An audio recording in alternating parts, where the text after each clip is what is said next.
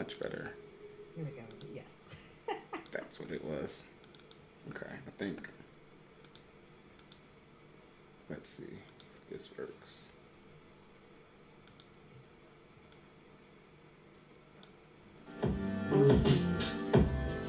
No echo. Can you hear me? Perfect. Okay, here we go. I think. All right, cool. So, how are you? Good. I'm ex- I know. I feel like this music is super loud. Is it really loud? Not on my end. No. Okay. I'm not sure. I guess I don't know. If there's anybody watching, let us know if the music's too loud, and we'll turn it down. We'll pull it back. Yeah, please let us know in chat. What is this lovely story portion that's currently? This is from a short story that I'm doing called The First. Okay.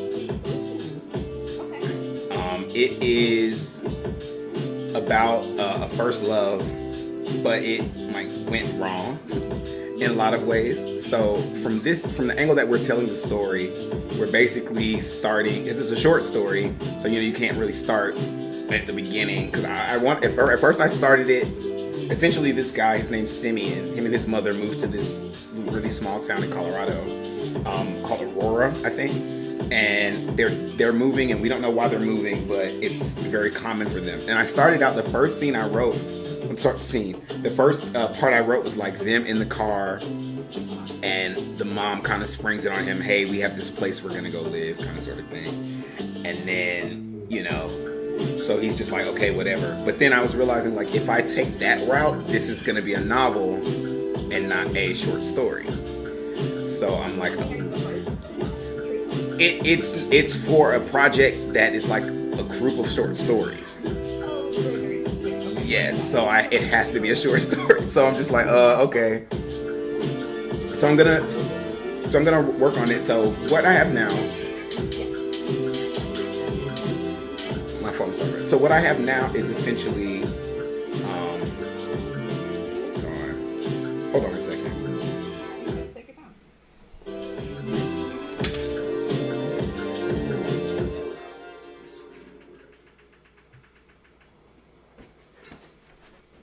I have no idea how to tell if anyone's viewing, but if you're here, welcome to our writing circle. It's like a hair too loud, I can't hear this. Oh no, can you hear? Okay.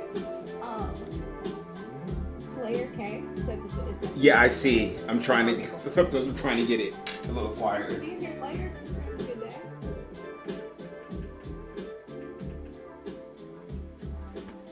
Ask her if that's better. Is that better? Can y'all let us know? Can you hear me? I can actually also turn on my bass a little bit. Let me know. Okay. Yeah, let us know if that volume adjustment is better. Okay, it is better. Awesome. Wonderful. So, Forget about the delay. right, I do too. So essentially, so the scene I started with is, we'll just read a little bit of it. Simeon stood mere inches away from the blood-soaked carpet as the crimson stain seeped into its fabric. The tears had streaked his face and already turned to crust. Yet he still felt as if he was sobbing. Everything was a blur. He thought it utterly impossible to experience every human emotion all at once until that very moment. He stood in his mother's apartment surrounded by the police. Simeon's dark mahogany dreads swung low over his face, shielding his eyes from view as they darted frantically around the room. Broken glass littered the floor. His mother's old fiscus had crashed to the ground, leaving a clutter of soil, leaves, and splintered bark in its wake. What is a fiscus? Yeah, just for my knowledge. It's a plant. Oh, like a ficus? Sorry. Ficus tree. I don't know why. That's actually what it's. Thank you. Not meant to be rude, though. Ficus tree. No, I'm glad you said that because I'm spelling it wrong. They want me to capitalize it. All right. Sorry, keep going. But I didn't mean to interrupt you. It's fine. I'm glad you did. Simeon's mother, Dana, was inconsolable, but that didn't stop the detectives' grilling. The crime scene unit had fanned out and began their investigation of Simeon's home. They poked, prodded, and defiled the places where he and his lover first laid. His first love. They sullied the sacred spots Simeon and Jack stood when their lips first met. Simeon stood in amazement as everything tender he had come to know was trampled over by strangers. His world was crashing down around him. Sorry, 1 second. I'm gonna fix that to it. There you go. His world was. Where was I at? Where was I? His world was crashing down around him. His hopes and desires had violently been ripped away, and all that remained was a body. A limp, lifeless form covered in a sanguine-stained sheet was all that he had left. A body he had once loved and swore he could never live without was now a life eternally and unexpectedly tethered to his own, a soul permanently linked by a senseless tragedy. Certainly one Simeon hadn't yet wrapped his mind around. How could this moment, one simple instance, feel like an eternity? Their modest home, newly crowded with invaders, left Simeon on the brink of suffocation. The figures in the room blurred as his nerves ached and the myriad emotions crashing through him at once. He braced, tried to steady his breathing, and keep himself focused. He had work to do. He had to follow the plan. If he faltered, then everything, this sacrifice, would be all for nothing. As his pulse began to slow and the room came back into focus, he remembered his task and pulled his eyes away from the body. Mr. Whitaker? Mr. Whitaker? The detective snapped him to attention. Yes, Simeon's senses had been so overwhelmed, he almost forgot that he had an investigator of his own to handle. I'm sorry, I didn't hear the question. Detective Sloan cut her eyes at him. It was a wonder that this tragedy could somehow be inconveniencing her. Her jet black hair firmly pulled into a bun and her crisp, tailored pinstripe suit telegraphed almost as loudly as her demeanor that her patience was thin. Where were you? Huh? In the room. She stepped aside and gestured toward the chaotic scene in the living room. When he was shot? Where were you in the room? Sorry, let me fix that.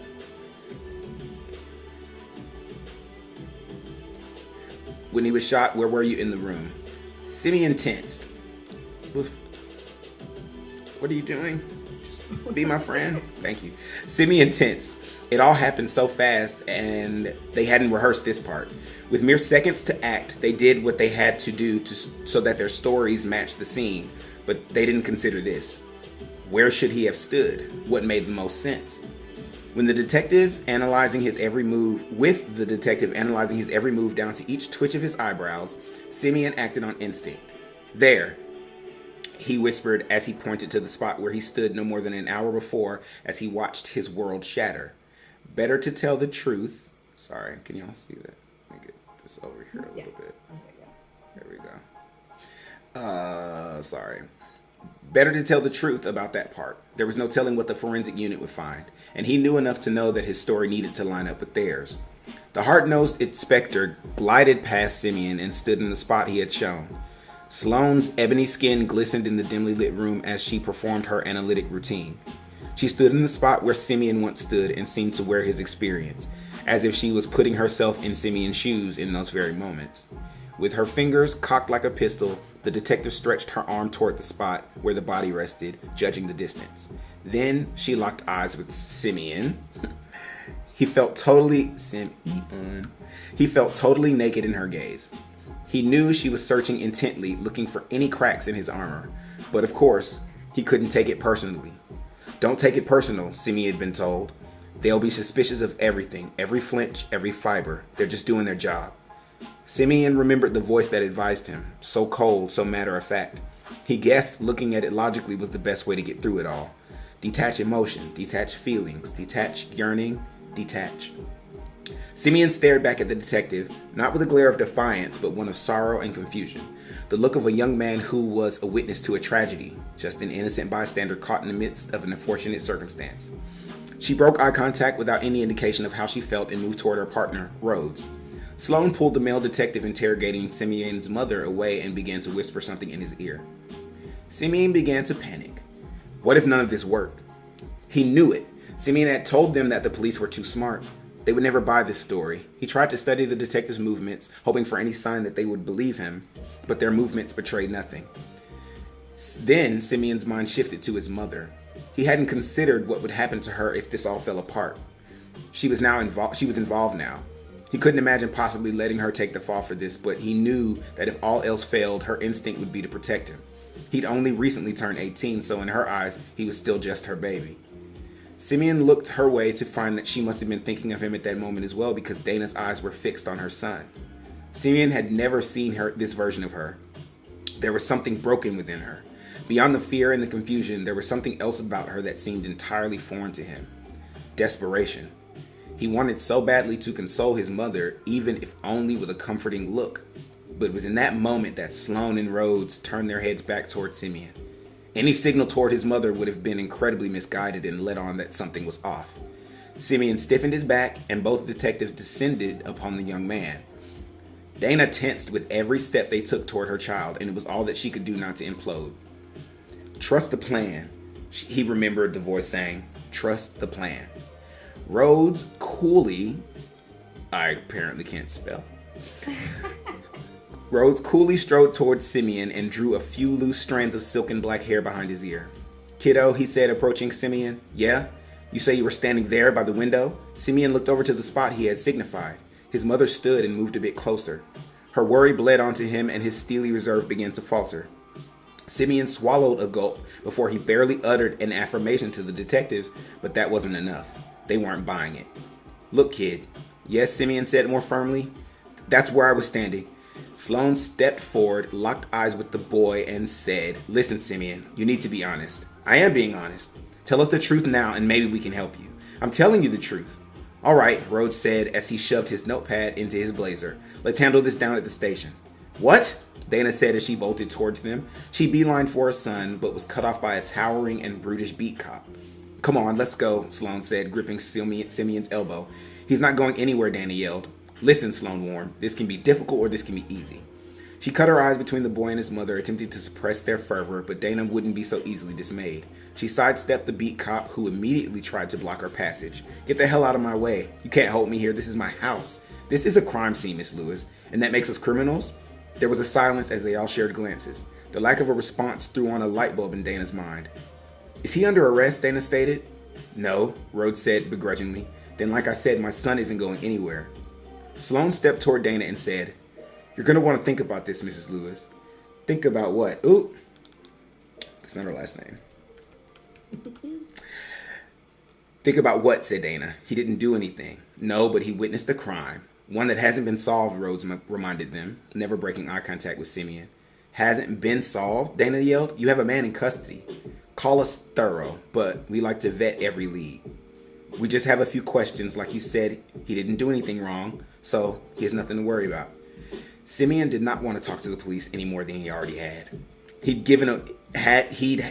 have given anything to be curled up under the stars with Jax, forgetting that there was anything else that existed other than them and their love.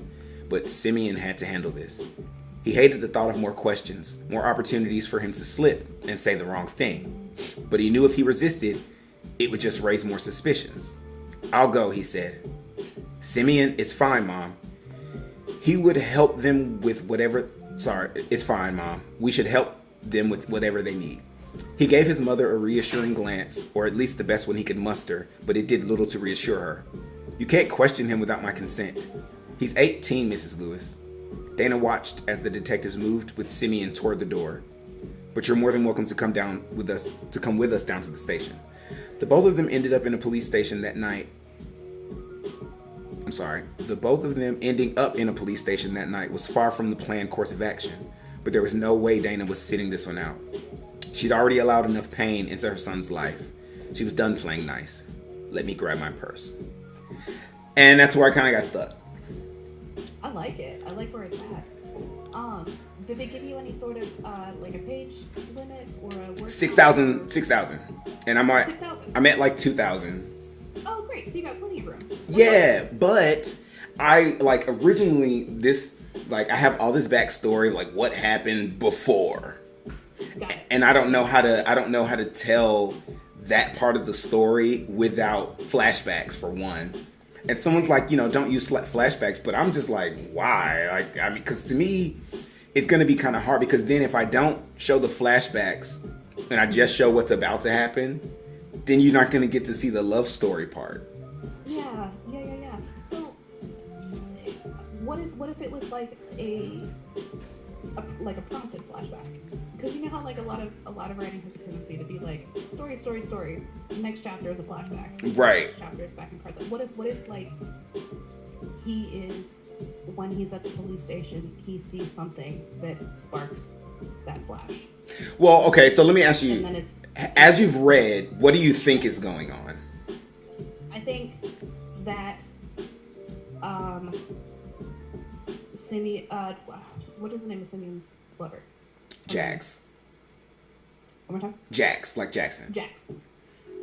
Jax is dead, yes, and it's accidental, and Simeon's being blamed. Okay, that is not what's happening. Oh damn. Okay. Which is the point. No, that's the point. I want people, because Okay. in the next scene, you find out that Jax is still alive.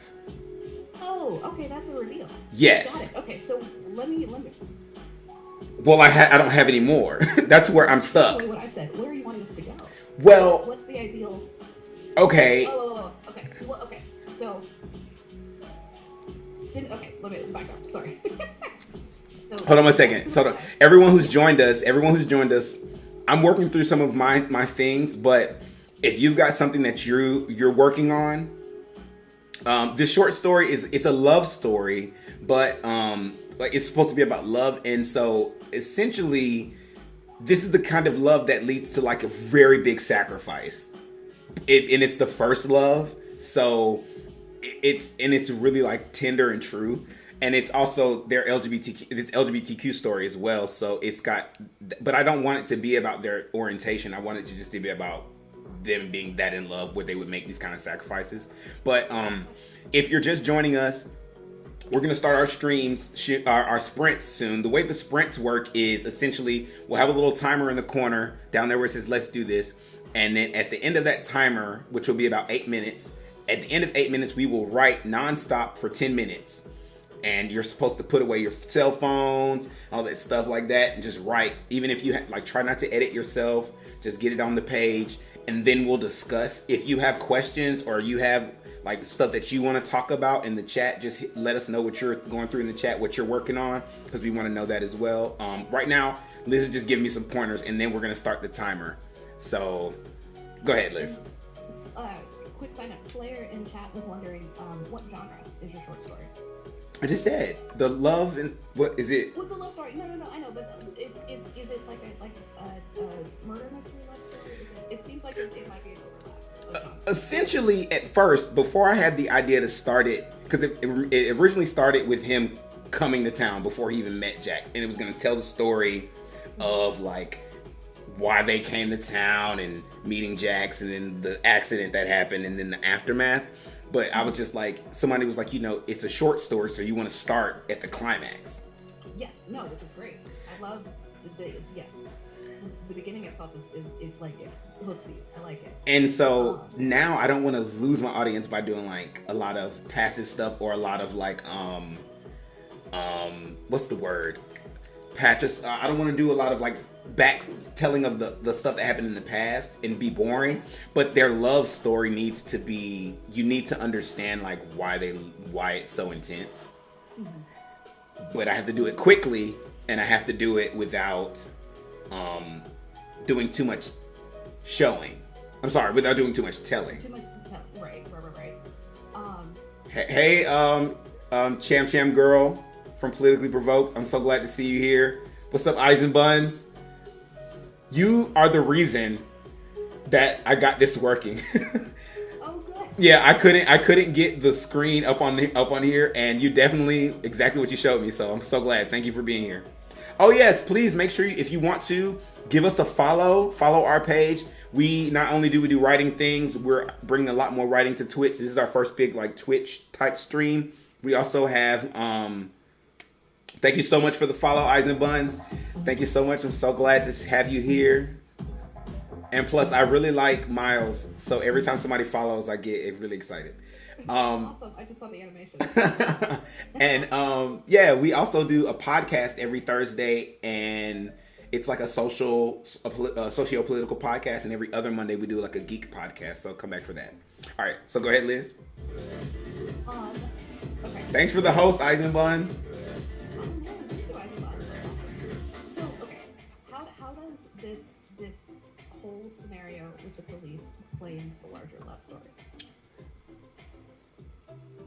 Ask it differently, because I'm not sure what you're asking. How so in terms of the two, so this is what, like, what we just read is kind of like the big climactic, one of the climactic moments, I'm guessing, because you said you wanted to start with the excitement. I'm misunderstanding everything completely. No, there's more climactic stuff that's gonna happen, but this is definitely something. Yes, there's more climactic stuff, but like what happened right before this was like, if this was a movie, it was like that scene where like shit went down. Got it. Clearly, Got it. somebody's dead. Okay. Who is dead? Do we get to know, or is that You will get to know, yes. But that's the thing about it. Like, I definitely want the audience continually asking questions. Gotcha. Who is dead? Okay. Why are they dead? Why is Simeon lying about things? Especially when you find out that Jax is still alive, then you're just like, what the hell? Because then you have to wonder, like, who's dead and who actually killed this person. You find out, so basically the backstory, Jax has been like on his own ever since he was like a child. He's a hustler. He's a hustler and he's like a dope. He sells like weed, but and a little blow. But his clientele is like they're like really upper end kind of clientele because it keeps him away from violence and stuff like that. But he's a street kid and he's very street smart. Simeon's the opposite. He's an artist. He really loves all these like earthy kind of things, and they meet each other. Simeon's I'm gonna say he's in the closet, but he's never expressed his love because of his relationship with his father. His father's a stereotypical toxic male, like, you know, very abusive, very not accepting. So the story is about those kind of things, and then, you know, like Simeon owes people money, and so there's a lot of people involved that could be involved in this, and I want that all to come out through the interrogation at this point, but I don't want it to be like totally interrogation. So I'm gonna start our timer because we got a few people here. So here's our timer. We're starting. We're not sprinting yet, but we will start our sprint once that timer hits 0, and then we will sprint for 10 minutes straight. Let us know in the chat what you're working on. If you're working on anything at all, let us know. Actually, if you want, we can also put some prompts in the chat so that you guys can have some stuff to write about. Would y'all like that? I'm gonna maybe come up with one. Do you have a prompt, Liz? Yeah, I can come up with a prompt. Just send it to me on, I guess, Facebook it to me. Facebook.com. Yeah, because I don't think it'll show up quicker if I just put it in the chat.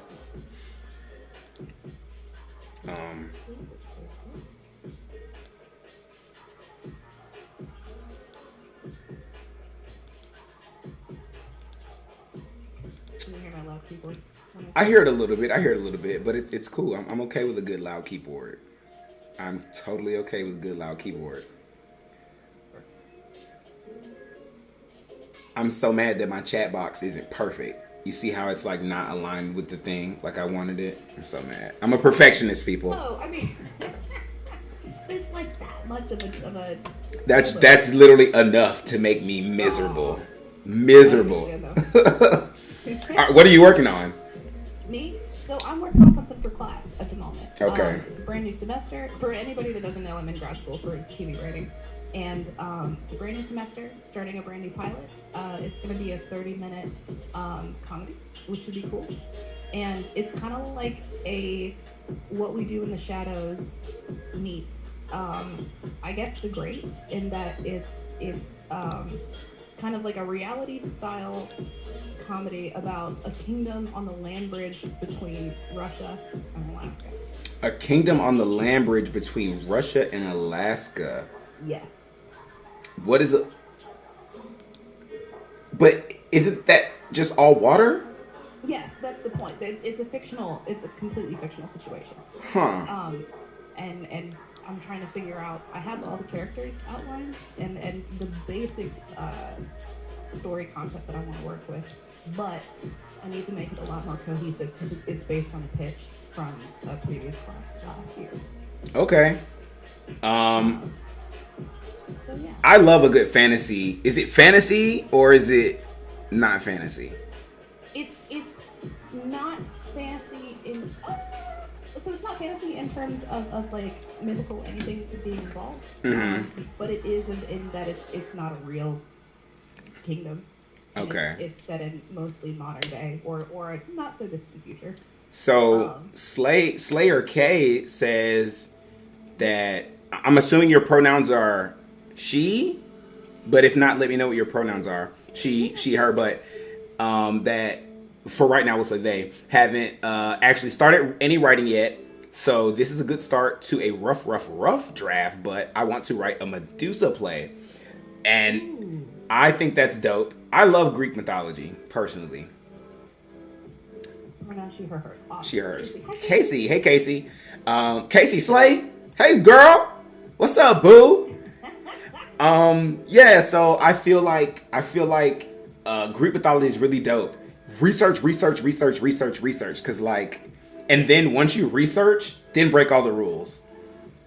Somebody, I was literally listening to someone else say that, like, about the rules. Like, once you know the rules, then you can break them. But Medusa is such a misunderstood character, especially if you tell it like from the aspect of how like she was coveted by all of the gods, and that's why she was cursed with ugliness because of a goddess was jealous of her. Such a good story. I hope you do it. So let us know how it goes. We're gonna start our first sprint here in about 4 minutes, and then when we're done, let us know how you did. I'll turn the music up a little bit for the sprint, and then we'll just type away. Anybody else who's watching, what are y'all working on? Sometimes people come to the writing sprints and they work on more than writing. So if you're working on, like, some people, like, this is their chance to, like, you know what, I need to clean my kitchen, or I need to organize my socks, right? And so they come here, they chill in the breaks, talk or whatever, and then during the sprint you just focus on whatever it is that you're doing and only do that. This is my anti-social media. I love it. I have to ask, do you organize your socks? I don't organize them. Into a drawer. No, but they have to match. Really? Yes. Oh yeah. If my socks don't match, that does not work. That's a problem. Funny, because I on purpose don't match my socks. Because life is far too short. But no judgment on you.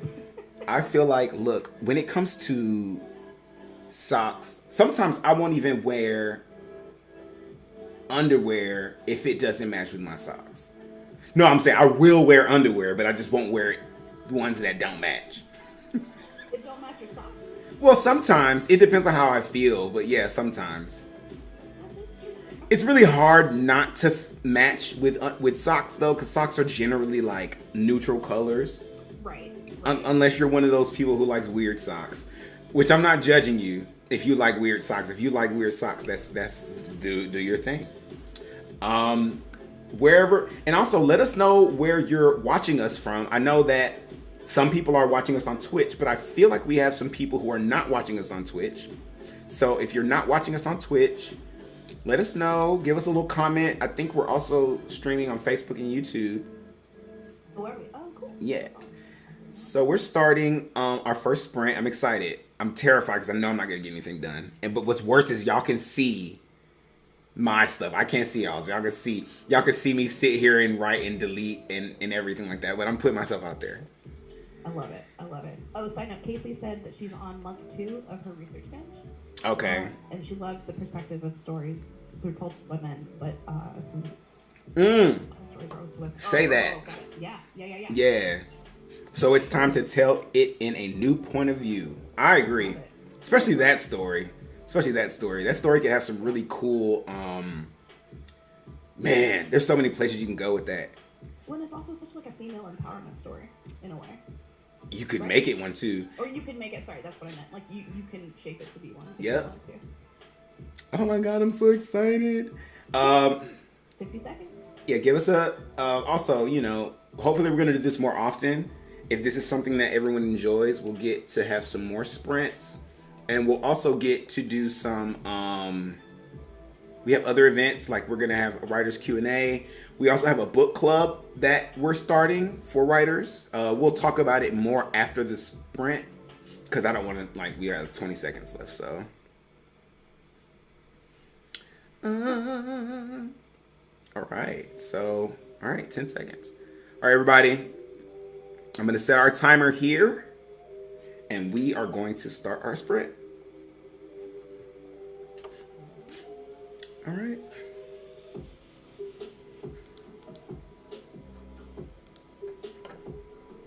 The music changed up and got all serious for us too, like, cause they know we're about to sprint, so they're like, all right. I did not. All right, here we go, everybody. Ready? Sprint.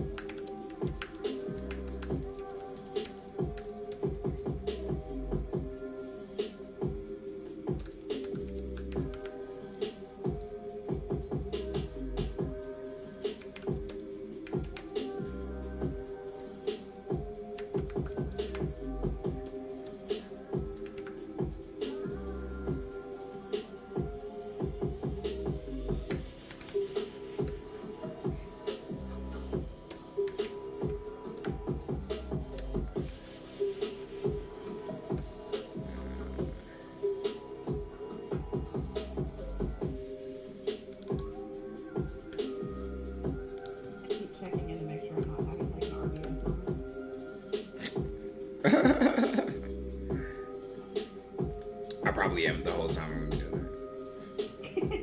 I mean, there's nothing wrong with it. It's just a fun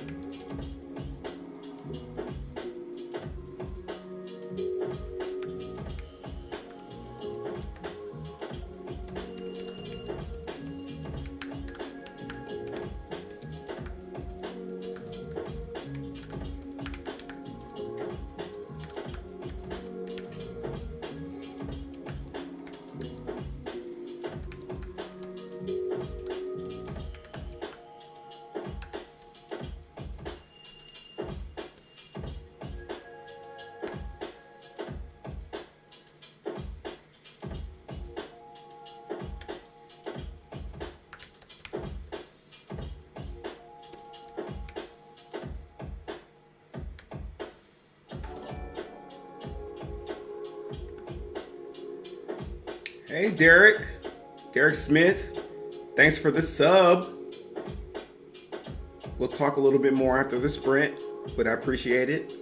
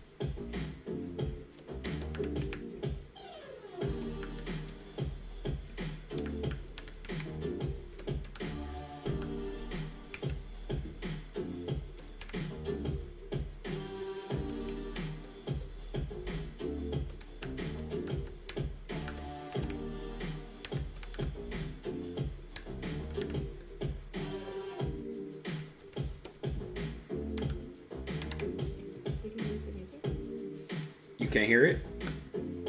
Oh, there we go. I don't know what that was about.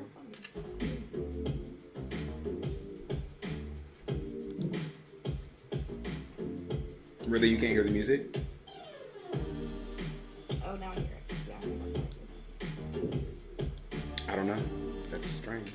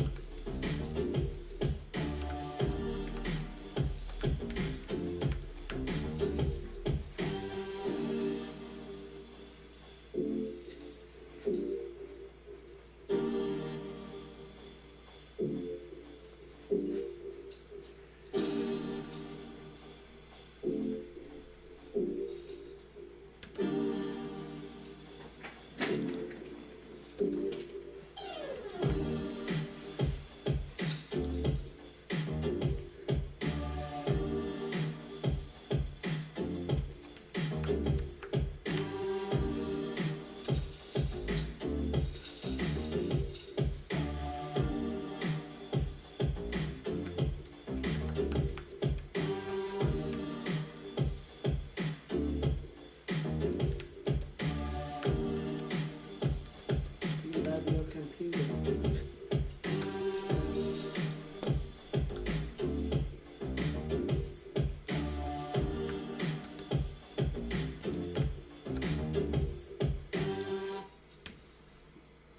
Which reminds me.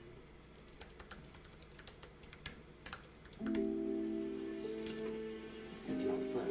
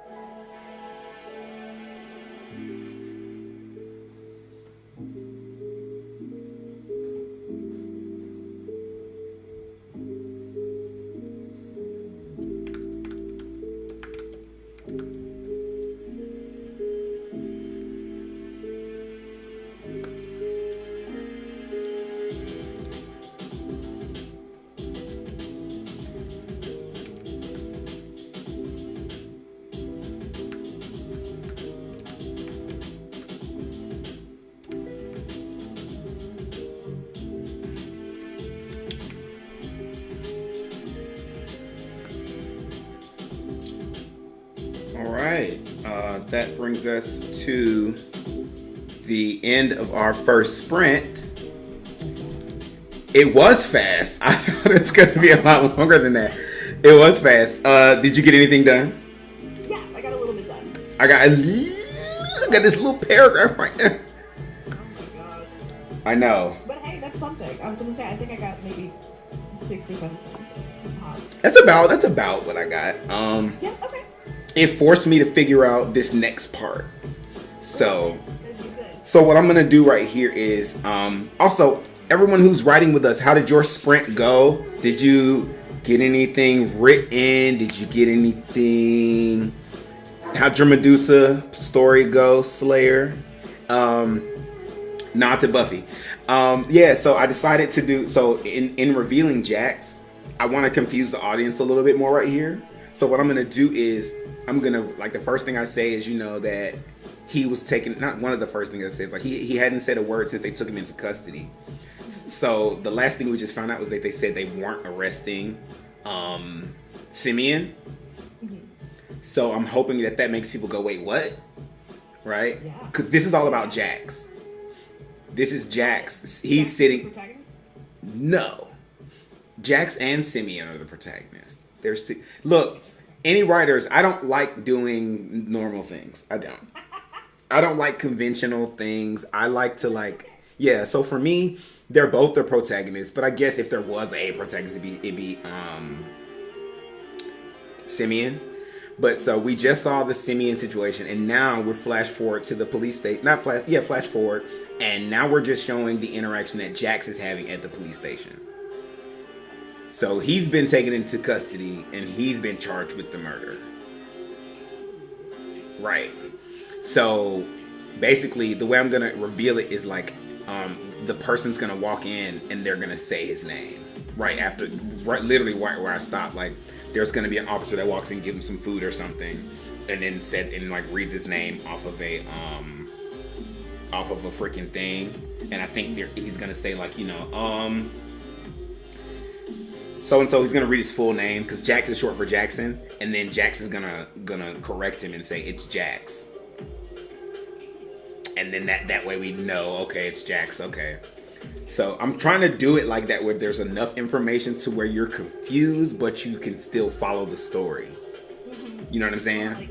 Like a ball of yarn, and you're just kind of pulling it out of it. Yeah. Yeah. I'm here with you. So by the time we like know everything, then there's other decisions. Then it's not about finding out the who's and what's. Then it's about like, oh crap, what are they gonna do? Right. I like it. I hope it gets there. I just hope it's like not, because you know I'm very oh sorry, I'm supposed to be doing the timer. Look, y'all gotta keep me together now. Oh yeah, that's right, because you're doing timers in between. Yeah. I forgot about that. Yep. How long, like, what's the deadline for this? Tomorrow. Which is clearly not gonna be done, but Oh my god. I didn't mean to laugh that hard, I'm sorry. it's okay. No, but you can totally do this. I have full confidence in you. I don't think I'm gonna finish it by tomorrow, only because I have this other project that I have to do. But I just feel like it's been so hard. This has been my biggest block. It's figuring out, because I know where it ends, Yeah. and then trying to figure out how I can tell all those important points in the story, especially because a lot of them happened in the past. But I like what you said about having them be, you didn't say triggered. What's the word you used? Provoked. Provoked, yeah. So I'm thinking of it like that. Cool. No, I like that. What about yours? How'd yours go? Mine's going good. I can read you. I got a little bit of kind of a solidified, not a log line, but I guess a synopsis. Okay, and then we'll talk about Slayer because she said she got some stuff done too. I was just looking. That's so exciting. I know. That's awesome. I'll be super quick because I want to pivot over and hear more about the Medusa story. That's awesome. Okay, so shot, and please tell me if this sounds absolutely ridiculous. Oh, Slayer, put it in the chat. You don't have to wait for us to stop. We'll read it out loud when Liz finishes. Yeah, please. Okay, so shot similar to a reality show, kind of documentary style. The show is going to offer candid moments and confessional interviews with the Queen and King of Yontar, which is the sovereign nation on the land bridge between Alaska and Russia. So, like other monarchies in Yontar, it's custom for a queen to produce an heir, male, female, in between, non-binary, anybody, just as long as it's an heir, period. Okay. The queen has been approached several times to freeze her eggs because she's getting older, and she's tried more modern ways of fertility, but it just hasn't been a positive thing. Hasn't been working. So, in the first episode, of them filming this reality show following the queen trying to have a baby. Queen drops dead on camera. She's dead. Everybody's like, oh my gosh, what are we gonna do? Right. How do we fix this? Right. And so they decide that the producer decides that the best way to save the show, because it's the first episode, is to get a body double. And have her cameo on the show as a way to like uncover the timely death, and then she's gonna just magically die during childbirth, which solves the issue altogether. But it's not the real queen though, so. Right. So, Oh, Lord. it's Drama. an assumption that, right, and so it doesn't necessarily, yeah, so there's drama there, and then you're gonna push off the not having the queen on, like, have her be a cameo on the show, citing a need for privacy to commune with her unborn child. So in a weird twist of fate, the woman that's chosen as the body double is the Tsar of Russia's wife. Comes to expose the royal family because the Tsar wants to reacquire this land bridge. Oh, so no. that he can own everything, and having his wife exposed and ruin Yampar on international television is just Everything. But then she like falls in love with somebody, right? Or something like that. Yeah, Of yeah, course. yeah. Yeah. Complications. It's like Desperate Housewives meets I don't want to say Bridgerton. I mean, but a show like I haven't seen it either, but it's just the royalty aspect. I like I don't know, for some reason, like when you say royalty, I really thought initially of like I saw them in like Victorian era clothes, but with cameras following them filming a reality show. I don't know why that's what I saw. kind of what I'm hoping, honestly. Okay, that's funny. Like this weird in between Of the two. You can get, yeah. But because it's on that kind of northern land bridge, I guess it would be more like a Viking style. Okay. So we got something from Slayer K. Okay, so she said that beginning dialogue was established as well as a setting, so like 10 lines. All right, so let's read. The campfire shined against the surrounding trees. A campfire shined against the surrounding trees. A small camp was settled into the small clearing of the forest. Most of the members asleep now. 3 men sat close to the warmth. An unnatural chill fell upon the land as the group grew quiet, seeping deeper into their bones by the second. 2. Awful early into the season for a spell like this. 3. Might just be going closer to the river, always colder near the water. How much longer do you think we'll have to be in these woods? You scared, boy? No, nothing lurks about these woods, nothing you need to be concerned about. Okay. Yeah, I do like the setup too. Because you know one of these dudes is about to die. Oh, 100%. The one I was not going to... Like, because you start with people... We start with characters that don't have names. Okay. So, immediately you're like, okay. So, something's going down. Campfire in a clearing, in my mind, always equals something dangerous about to happen. Especially when one of the dudes is nervous and the other two are not. Yes. Yeah. So you did really well with setting up that suspense. Like, we know what's coming, but not in a way like it's obvious, in the way that we're now expecting it, we're waiting for it, we're hungry for it. I like that. That's dope. I love it. And it's always good when you're doing something that is like not realistic. When I say realistic, I mean like fantasy or sci-fi or something like that you introduce those elements right away. You're using certain devices that are common in like horror, stuff like that. So immediately the viewer, reader, whoever is gonna, in my opinion, they're gonna come into that and they're gonna be like, oh, this is what we're doing. So, dope. I love it. Yes. So we got about 2 more minutes before we start the stream. If you are with us and you're on Twitch, go ahead and follow our page if you want. You don't have to. You can just hang out with us and talk. Let us know what you're writing. Yeah, I would say if anybody else is working on stuff, let us know. Yes, We please. want it to be an involved thing, not just us talking our heads off. I don't mind talking. I'm just Well, playing. I don't mind. Since we're trying to make a community, I figured it. Touche. Yeah, let us know. Also, if you guys know, or if anyone out there has any ideas, we're supposed to put a prompt. So this time I'm gonna put a prompt in the chat so that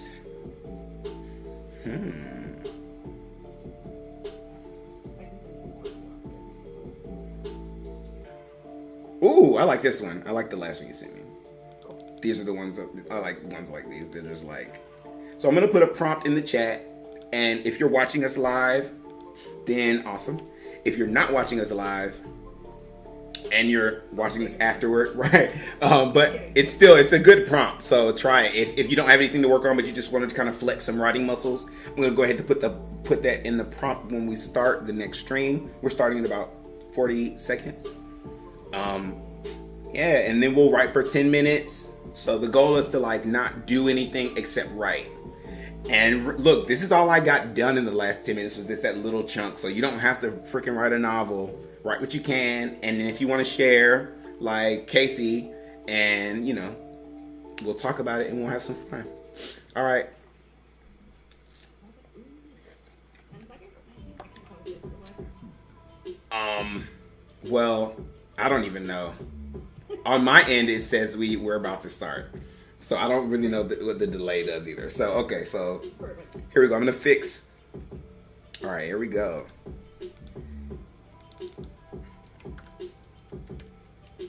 So I'm setting the timer. Going to turn up the music.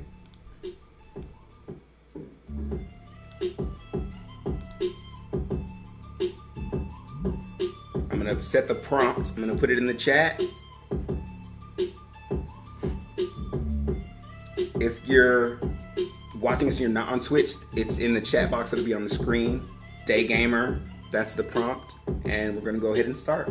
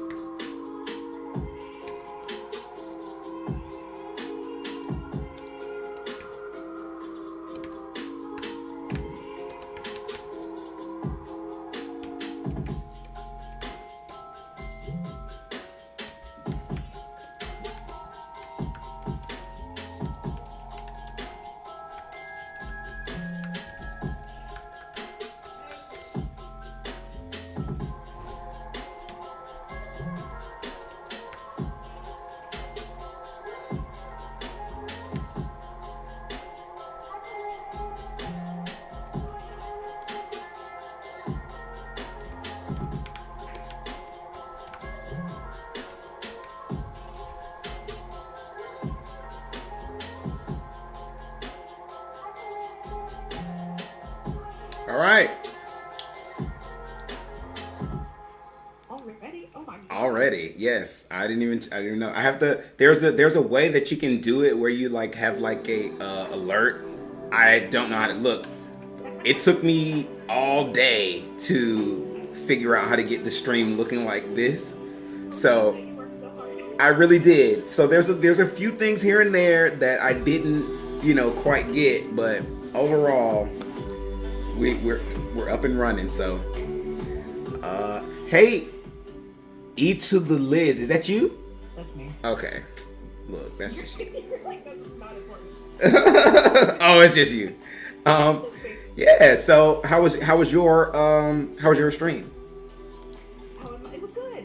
I started working on the prompt, the 12 hours to live with no money, and then realized that I probably wouldn't use 12 hours. I would probably just get in my car, drive to the beach, spend some time at the beach, call people and say goodbye, and then like Thelma and Louise drive my car off a cliff and like wave to the fishes as I go. What? Why is that you have to get, if you have 12 hours to live, you're gonna die anyway. Why rush the process? No, I'm not rushing the process. I'm waiting. I would wait if I knew that if I knew like what.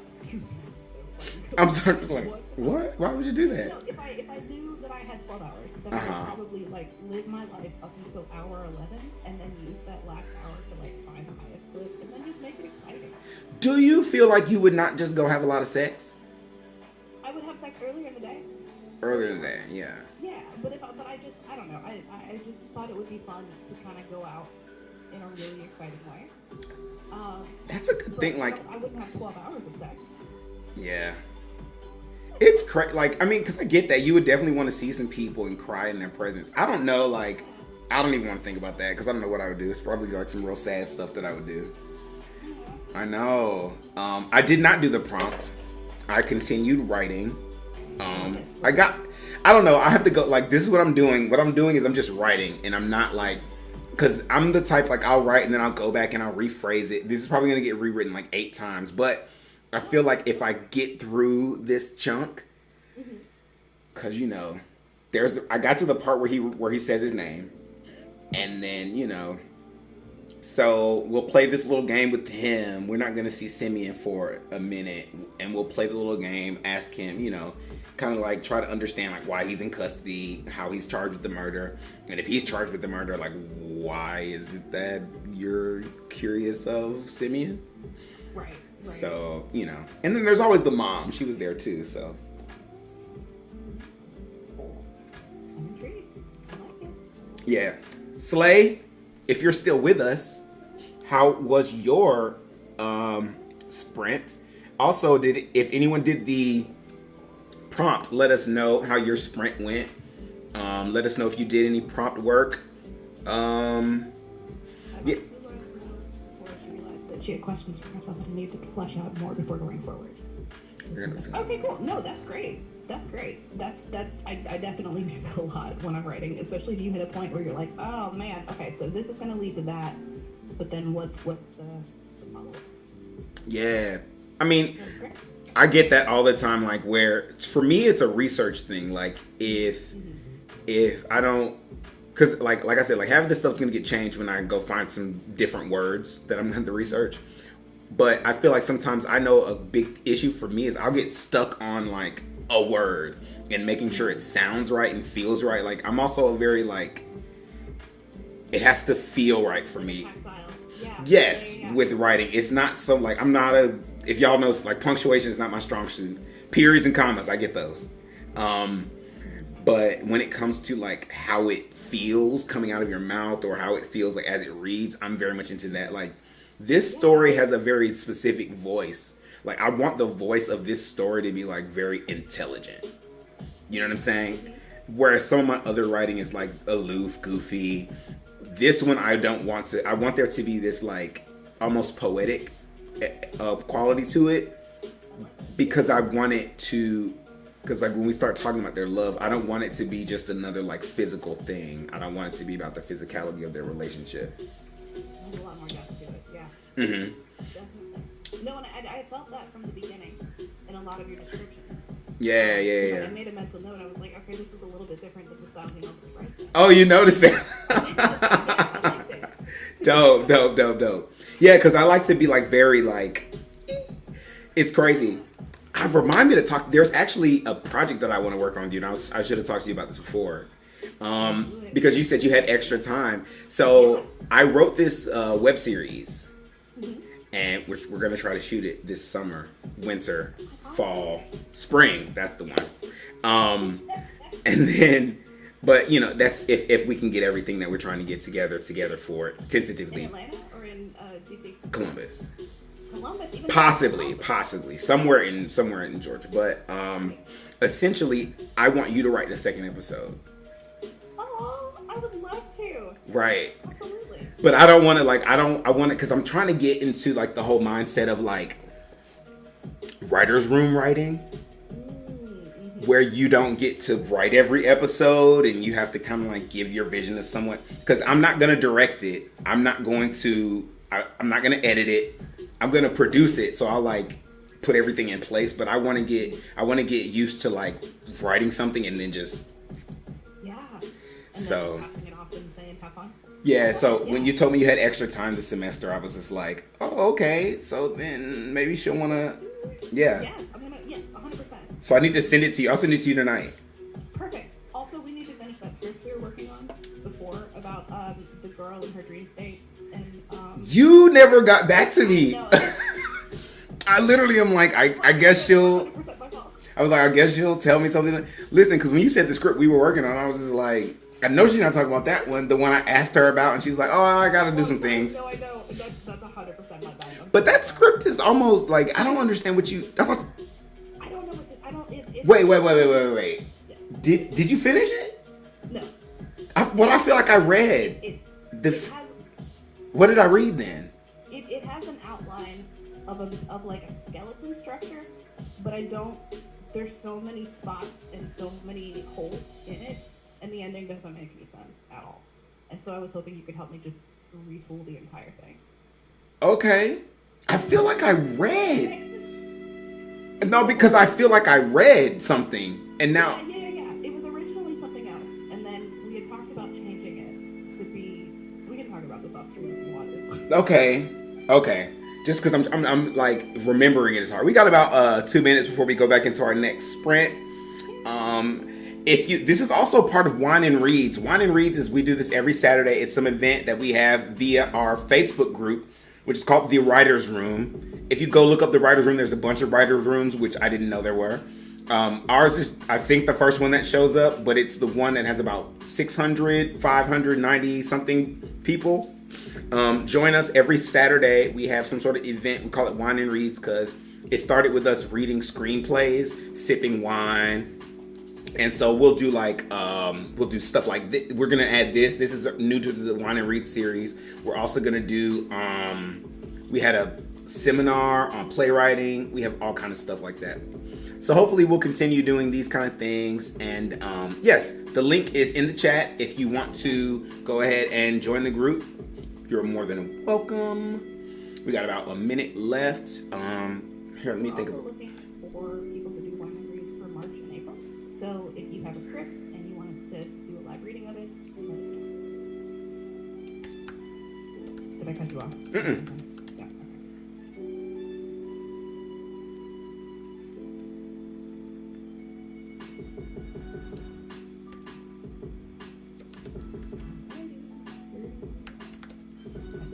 Again, the delay always gets weird. Also, thank you guys that have been with us for this last. I just realized we've gone a little bit over an hour, and that's awesome. Thank you guys for hanging out with us on this Saturday.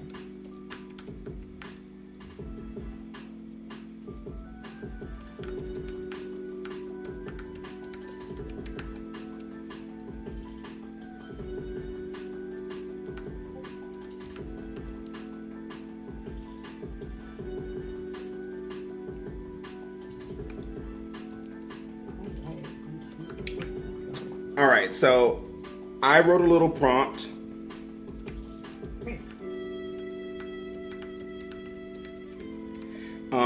And then, so you're just it's gonna be in the chat. Just, if you want to write to it, just complete the prompt, and that can be for your sprint. If not, work on whatever you want to work on. All right, we're starting our next prompt. Gonna turn up the music.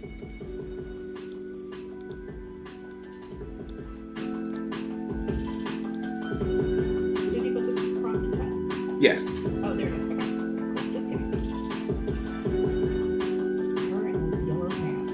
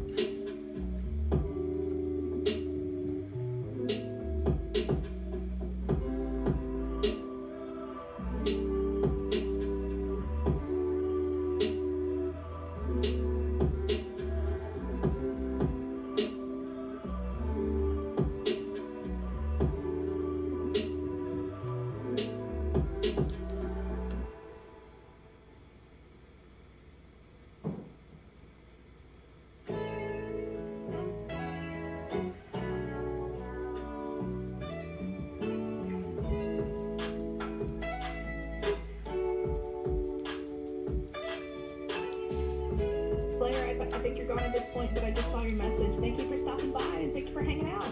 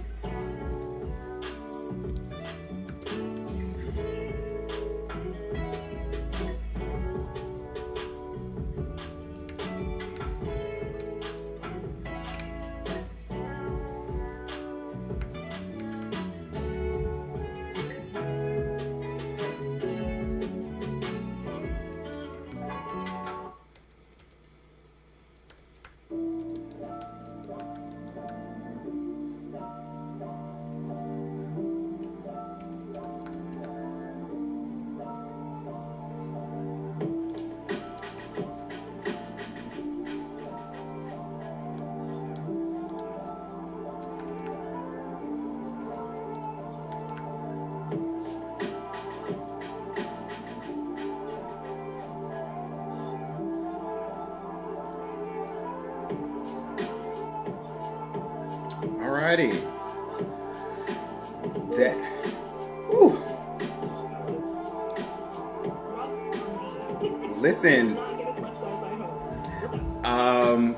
I also want to say thank you to Slayer for being here and, you know, being so vocal. And we can't wait to have you back.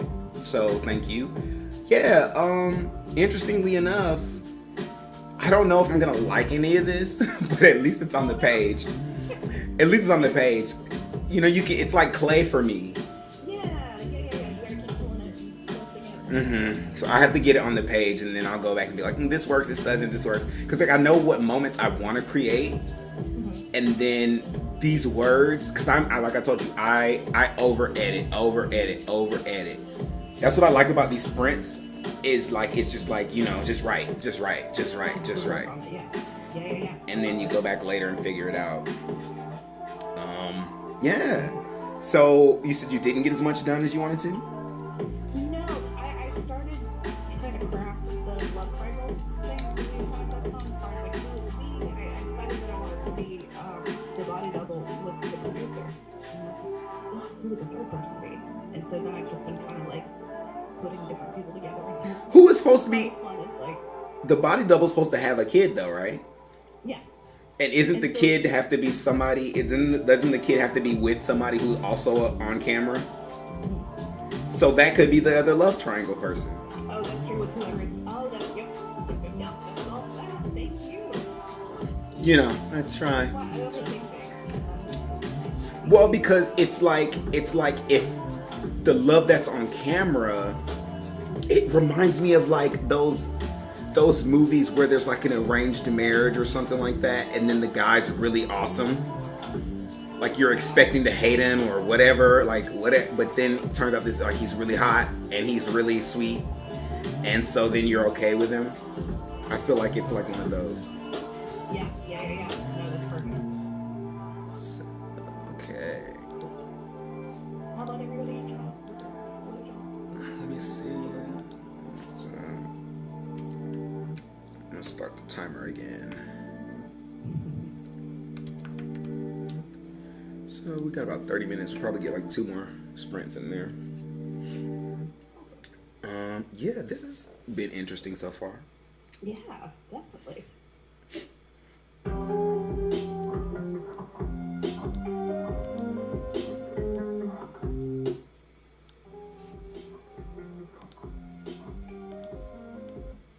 Yeah, so essentially,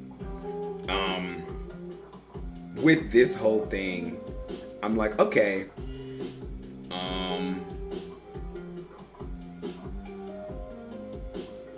so yeah, so This whole thing. I was trying to figure out where you're going with that.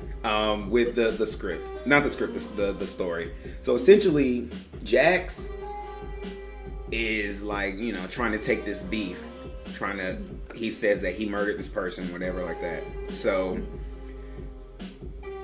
but the cop doesn't buy everyone's story. He sees that there's something wrong, and he's not sure what it is, but he sees that there's something wrong, and it's all because, you know, Simeon said the wrong thing at the house. Yeah.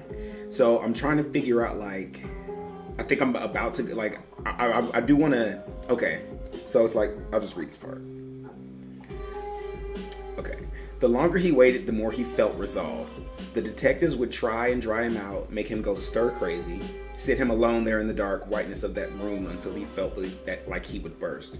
The cold steel table, the cinder block bench, all tactics, expertly chosen moves in their ridiculous game of chess. But they wouldn't work. He knew their tactics. This wasn't his first rodeo. He hadn't said a word since they took him into custody, because he had to be smart. He hadn't asked for an attorney. The time for that would come later. Now was the time for patience, so he waited. It wasn't long before he heard the door handle twist and unlatch, and Detective Rhodes stalked into the room. Hungry, he said as he made his way over to the table and slid a saran-wrapped cold cut hoagie over to the boy. The best we could do. Rhodes plopped a cold cola and a small bag of chips next to the boy, but there was no response. The teen sat with his head on the table, ignoring the detective's fruitless gesture. Rhodes dragged a chair across the floor and took a seat across from the suspect.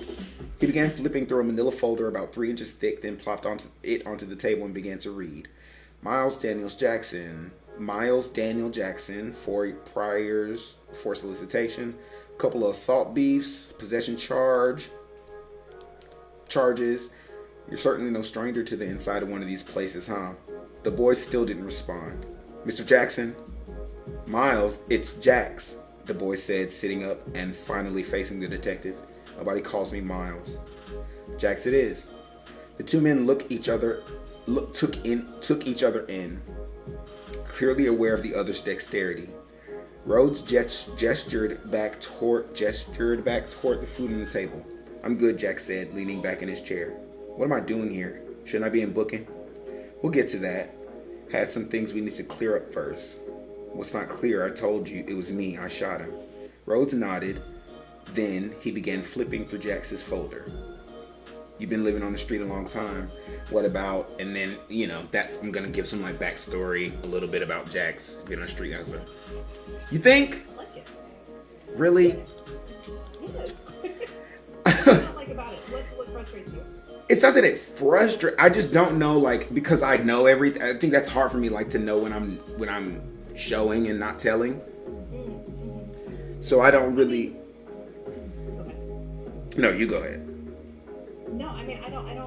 I think that it's kind of like in the dialogue, you're slowly letting us know. You're giving us pieces of the puzzle to put together. Okay. Is what it comes off as. It doesn't feel like you're spoon feeding plot points at all. I'm glad that's what I wanted to say. I feel like I'm spoon feeding plot points. I'm glad you said, yeah. That's the best way to put it. I think if it was, I think the things that you think that you're doing is not happening to the level that you think that it is. Okay. If that makes sense. Okay. Yeah. Okay. Because I really did. I'm just like, man. Okay. Okay. Yeah. No, I think, yeah, and I like the fact that it's in the dialogue and that you get behavioral cues as well, which is it doesn't show on something. So no, I think you're on a good track. Okay. Cool. Yeah. Yeah, because I guess so. For me, I'm definitely leading into a flashback here. I'm not sure which one it's gonna be, because I'm thinking what he's gonna say is gonna be like, you live in the street a long time, blah blah blah, and then he's gonna be like, and now you're here and you've been looking out for yourself for so long, and now you shot this guy for some kid you just met, and then that might lead into a flashback of him thinking about how they met. Because the moments that I have that are important, the one where they met is an important one. Then there's another moment where Jax learns something about Simeon that is really like painful, and that's probably the moment where Jax, because I think if you look at their relationship, the parts that we're never going to see, Jax basically thought he was just like a cute kid to have fun with at first, who never been in any trouble, never seen the tougher sides of life. And then when he sees this other side of him, that's really what makes him like fall in love with him. The pain that he lives through. So yeah, so those are two moments that I definitely want to show. And then I want to show another moment where he protects Simeon from this person who is another character. But yeah, so that's where I'm at right now. Great. Yeah. I love it. Okay. Together. So now that you know who your dude is gonna be. Yes. Okay. Yeah. So here's another question for you. Mm-hmm. We have a little bit more time before our next story. Okay. I've got my A story, my B story, and my C story. I'm trying to come up with a runner. I don't even know what those things mean. Sorry. So every TV show has different storylines. Mm-hmm. A story is like your Main story. the main story. Yeah. Right. And then you got your B story and your C story. Got you. And then the runner is like it kind of pops up, but it's throughout the series more so than that one episode. Okay. And so the A story I got is the death of the queen, the cover of the pregnancy. The B story is the Tsar and his wife coming against the royal family and implanting her as the body double, etc. The C story is the love triangle. Okay. The runner, I want it to be something just kind of ridiculous and a little bit off the top, like little extra. And so I'm trying to think of something that would be just weird and like why is this the runner? And so what I've got at the moment is that Yontar is the leading importer of something, but something else has made that as an import obsolete, importer export. And so the Trade Council would like to switch that importer export to blank, but the budget does not allow for it, and the king is allergic to whatever it is. But because it offers more monetary value, they do it anyway and have to make it in, but it gives a negative reaction. But I don't know if that's one, way too complicated for a runner, and two, generally uninteresting.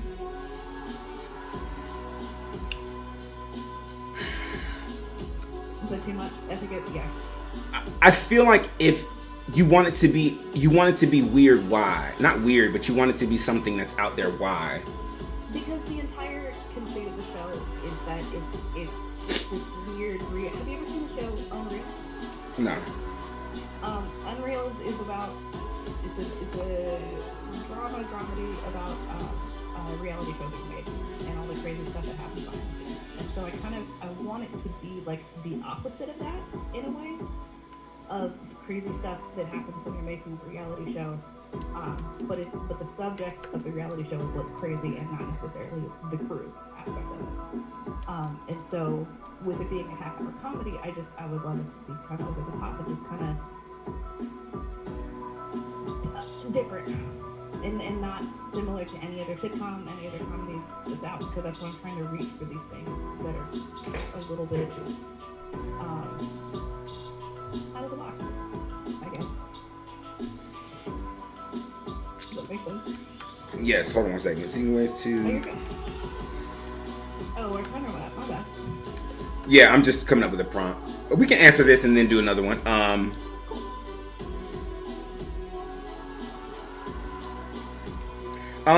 I feel like when it comes to like weird, it needs to come out of the circumstance. So to me, it's already weird. So this is gonna sound weird.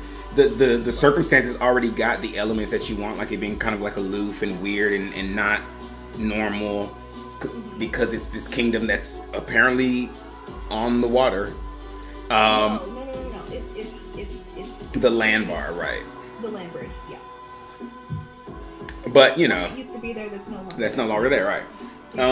Because of all and then the royalty with the reality show and all stuff like that. Because of this, it needs to come from a realistic situation This needs okay. within this unrealistic world. Does that make sense? Yes. You don't have to push the awkwardness because it's already awkward. So in order for it to be funny to us, it has to be like very real for them. That's such a good. Okay. You know what I'm saying? Yeah, So significantly more grounded. for them, at least, yes. Yeah. It has to be grounded for them, because then we'll see them react to something that is ridiculous as if it was so real, because it is real to them, and then we will find the comedy in that, but it'll still be high stakes. So therefore, I mean, there's plenty of things. I always like side stories about people who aren't royal in these situations, because they are viewing the royal people, but they still have their own, because everyone's got their drama. But, you know, so the way that they deal with the royal people is like, oh, those royals, they, you know, but then they have all this drama going on. Like, you know, maybe there's like a prince or something that just really loves the maid. Like, loves her. Not like thinks she's hot. Like, loves her. And, you know, that's just something that's come off the top of my head. Like, something that's ridiculous because he's never met a woman that, whatever. I don't know. That's maybe not the best idea, but something that and it's real for him, because he's had all of that, but this he's never had. And it could be just a man thing. And she's like, it's just a man thing. You just want me because I don't want you. And then, you know, that's something stupid, but there's plenty of things you can do that are like realistic, but that push the status quo. Cool. I don't know. Yeah. Stuff like that. No, that's perfect. Thank you. I tried. All right. We're going to go into our next sprint. I'm excited. I'm going to turn the music up here. Actually, I have to use the restroom. So I'll be back in 1 second.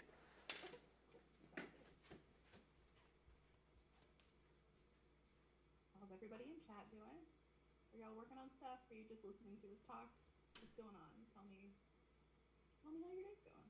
I'm curious.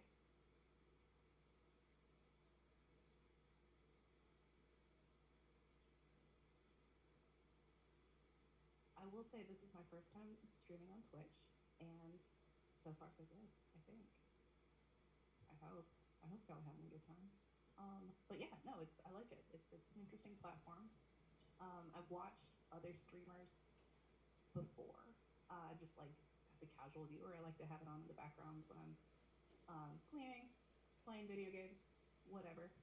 It's kind of like having somebody nearby to just kind of hang out with, but you don't have to like converse, I guess.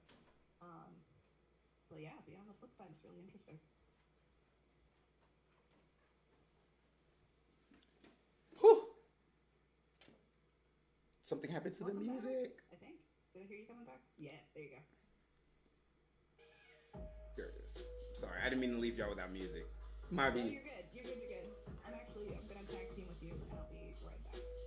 Mm-hmm. So for everybody that's chilling with us, we're about to do another sprint. I know we're gonna do one more. We may do two more. We have about 20 minutes, so we're kind of pushing it to do two more, but whatever. I've gotten a little bit done. In the future, these will probably be longer. Generally, when people do these sprints, they sit here for a good 4 hours. I don't mind doing 4 hours. I don't know if Liz has that time today. But this is kind of like our first time doing it and just seeing what it is. And I like it. It's a lot of fun actually, and then I like to interact with people too. So if you're out there watching, don't be afraid to interact. Talk to us a little bit. I know there's a lot of people from different places. I don't think we've had any. I think everybody so far today has been from Twitch. We had somebody from YouTube. So yeah, my puppy's here. Liz. Back. It is so warm in Los Angeles. I have to buy an air conditioning soon. You laughing at me? It's just, I don't know. I think about that movie, that Disney Channel movie where it snowed in LA with Brenda Song. Oh yeah. That would be so much fun. Oh my gosh. If it snows in LA, I'm freaking out, period. I lit my everything. It is currently 73 outside. Right. Middle of winter. I think so. Vegas got snow. Not Vegas. Northern California got snow. But that doesn't surprise A me. week and a half ago. And the mountains and stuff. Well, yeah, because first of all, Northern California is, you have to realize, like, it snowed on the East Coast. Like, it snows in Georgia on the East Coast. Yeah. A little bit, you know what I'm saying? So, but Southern California is way hotter than Southern Georgia. Oh, it's desert. Yeah. Yeah, I guess that is it. A lot. But apparently it's flurried in Atlanta today. So you know the whole city shut down. The whole city shut down. All right. So I've got another prompt ready for everyone. So we're gonna go ahead and start the music. Boom. Boom. Ooh. Now, see, I have a question about the ethics of that. Okay, but you have to ask afterward. You have to do it. You have to do it. Yeah, you have to do it after. I was like, the ethics of what? I got you. Yeah, we'll talk about it.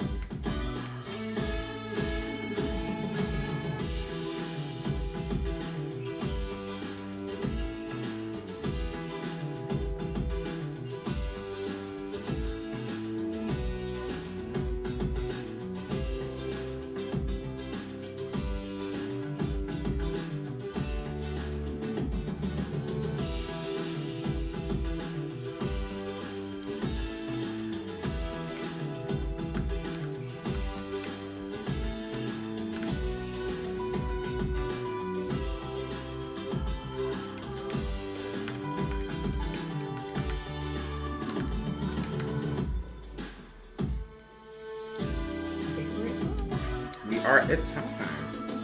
Okay. What'd you work on? I started making a list of things that I need to in order to make this movie. Because I kept thinking about week 6 about it being my water. But I also But that to me is not a roadblock. That's not an obstacle. That's an opportunity. it's for sure. Especially because you want it to be like this weird thing. You know, put it in this real world. Like there's this kingdom that has always existed, and somehow they've stayed off the radar. Yeah. But they have everything that we have, Yes. right? And But- so that's my research list of like culturally what would that look like. And then I also I went down a slight rabbit hole. Okay. Where I found a thread basically of people saying how they coerced their significant others into marriage. Right. And I think the funniest one that I found was a woman basically set herself as missing and like got his family involved and then found her at the chapel basically, and that was her ultimatum. Her face was also my face in that moment. I was like, this is terrible. You would definitely get unproposed to in that moment. Bitch, really? What? You made me do all this? No. Nope. That's so involved. So you with your so I was gonna say like Yes. because you have this idea of this kingdom who's been separated, but still with modern shit, you get to make up their customs. Their like when you said the whole thing like the queen, the queen, specifically the queen, you said the queen, right? Yeah. Has to have an heir, which is in and of itself like a different thing. That it's generally a female, a woman ruler, and they have to have like an heir. Doesn't matter. And so it's just like, okay, those are weird customs. Because it's like, it's not a husband. It's not just, you need to have a kid. Which really means she could just be, spreading it loose and wide if she wants. So how does that manifest itself? That's so true. You know what I'm saying? How does it manifest itself? Like, okay, so is this queen just like loose? as hell, you know, and nobody cares. And they view sex differently here. Their sexual customs are different. They don't look at, maybe men are prudish. Okay. You know what I'm saying? Because they're like, you know, because they know that, you know, it's like, you know how ladies are with the cookie, dudes are like that with theirs. Yeah. Because it's like, once the women have their heirs, and it's what's worse is like, they literally don't need you after the sex. Yeah, for sure. As soon as the sex is over. So dudes are just totally just like assed out in this kingdom. You know, I'm just saying there's so much, just run with it. Yeah. And then the fact that like, I think there should be some sort of nautical element to this. Yes, because Bering Strait, I've flown over Bering Strait, so I remember flying over it and thinking how pretty the beach was on the Russian side. Well, because you know, they don't like they try not to make you fly like over too much water. So instead of going from like Europe across the Atlantic, they take you across Russia and then over the Bering Strait. And I just remember the beach being so pretty. I was really young, but I just remember the beach being really pretty. Anyway. What like, so you know how like East Coast and West Coast beaches have like different aesthetic feels? Do you remember like what that beach was? I probably was watching the beach. Because you know when you're flying. I want to say 15 minutes, but it probably wasn't even 50 whole minutes where I saw the actual beach. I remember it just being I expected it to look like New England beaches where everything's cliffs. Yeah. But it wasn't. It was like sandy. That's what I remember. Right, it was sandy, yeah. So, I mean, either way, I just think there's some fun to be had in that in and of itself. Like, there's this, it's cold, but it's like sandy. There's nautical elements to it. Because these are water people. They have to be. Even if there was like an actual plot of land, they're on the water. So they have to, like, water people are weird. They are, because they're not on land. They eat weird stuff. They have all these weird terms. Because of the way that they live. They don't live off of the land. They live off the water. So they're just weird. Alaskan people are weird. Hawaiian people are weird. Florida people are weird. They're very specific to where they're from. Does that make sense when I say weird? Yes. But you get to create that. Yeah. No, that's so true. And you can take things like Russians and Alaskans and just make babies. You're basically making this community should be like a Russian Alaskan hybrid. Yeah. No, I agree. That's a good question. Yeah. No, thank you. So what I have, I'm gonna read what I added. Okay, so I'm gonna start from right here. When he says, "It's Jax," the boy said, sitting up and finally. Oh, let me turn this down.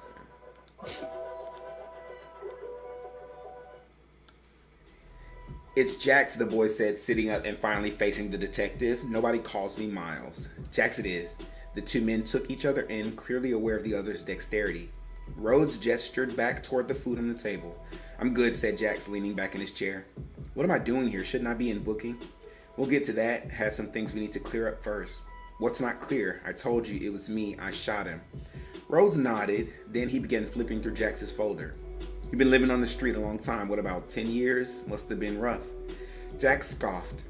"They always got personal.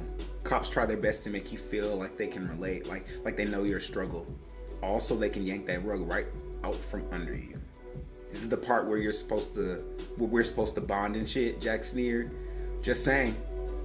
Only way somebody survives that long is by looking out for number one." "So what changed? You go from small fries, petty bullshit to standing over a body, all for some kid you just met? What the fuck is this, dude? I told you what happened." "Well, I don't believe you." "Nah, none of this makes sense. A guy with your history wouldn't be sitting here." And this is the part where we segue into, he's gonna say, "Guy in your history wouldn't be sitting here unless it was for something important." And that I'm gonna segue into the scene about them first meeting. Oh, I like that. That's a good segue. Really? That's perfect. Yes. No, Okay. really. This is funny because every time I say something, you're like, oh, Well, because I've never. I don't know you. You don't. I will say that. It's so funny. So today I did a I reviewed Ma Rainey's Black Bottom, Ooh. and what did I think? I loved it. Yes. Chadwick Boseman was amazing. He was so sad.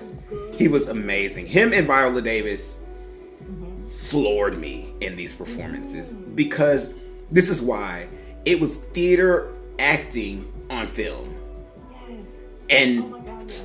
to me that is the best because it was the kind of like gritty character work that you get on stage without having to telegraph to the back row. The whole, yes.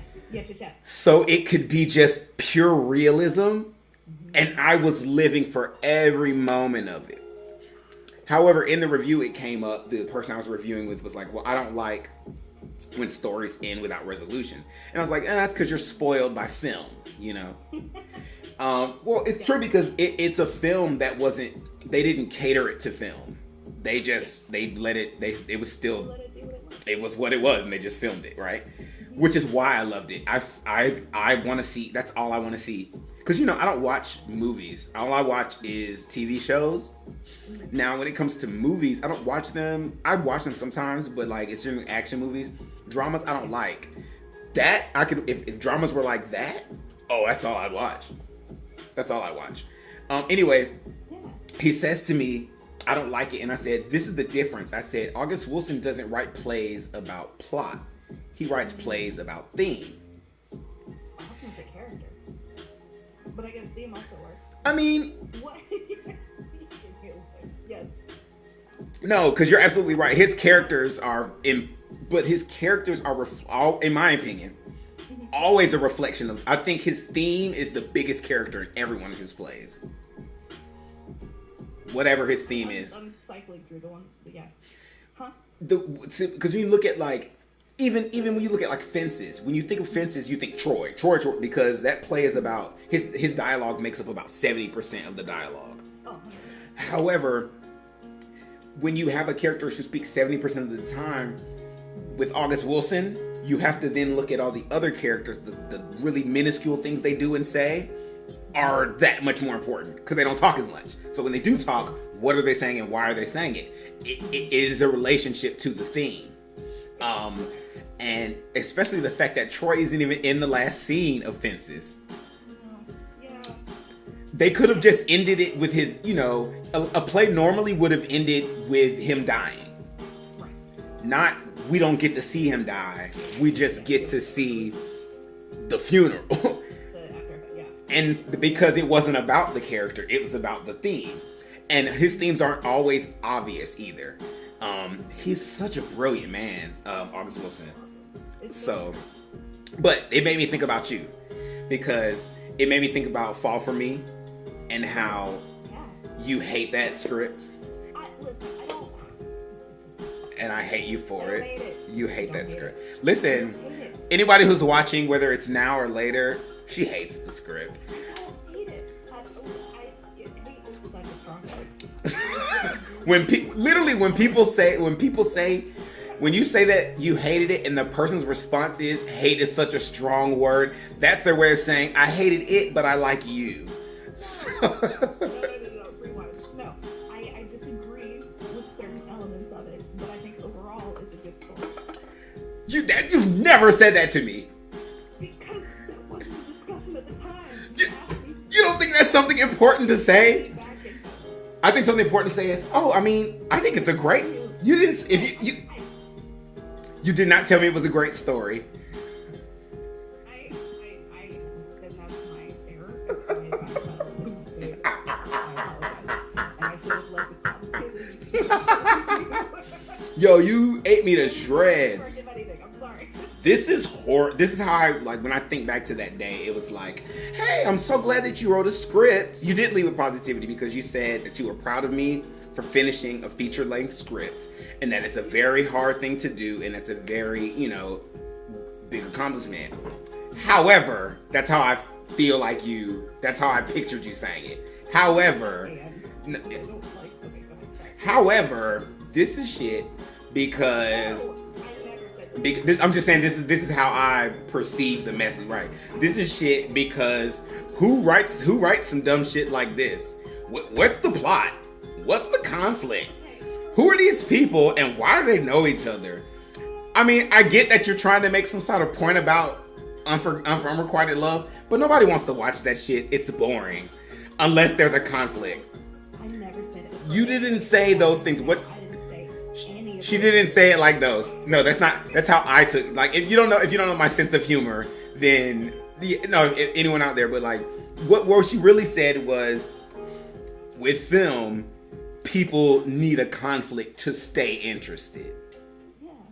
But most of the writing and storytelling I've been developed in, when it comes to storytelling, was from a theatrical standpoint, where you don't have to keep your audience hooked, right? So when I wrote this movie, which is nothing like any of the other stuff that I want to write, because I want to do supernatural sci-fi stuff. And so this was just my, like, hey, write something where nobody has superpowers. So I wrote this really abstract piece about unrequited love and so each character, but either way, it doesn't really have a linear plot or a central conflict. It's just got the theme. I threw it away. I burned the script. No. Did you really? No. No, of course not. I've got it. You said I was like, How do you burn a script today, anyway? you print it out and burn it. Yeah, but then it's still... You've never done like a cathartic burn? No, listen. I still have... if I went and looked for it, I still have the first copy of The Prophecy. Oh my god. Aw, that was Man. Now, that is a script... come a long way. It's crazy because the version I have now, I don't want to, like, I had a friend of mine, a mentor. He was like, yeah, you should condense it. And he's probably right, but everything they're doing with TV nowadays, I really think I want that pilot to be a two-parter, I remember you saying that. because Yeah. I think it works. I think it actually works better. Thank you. There's so much to it. There's so many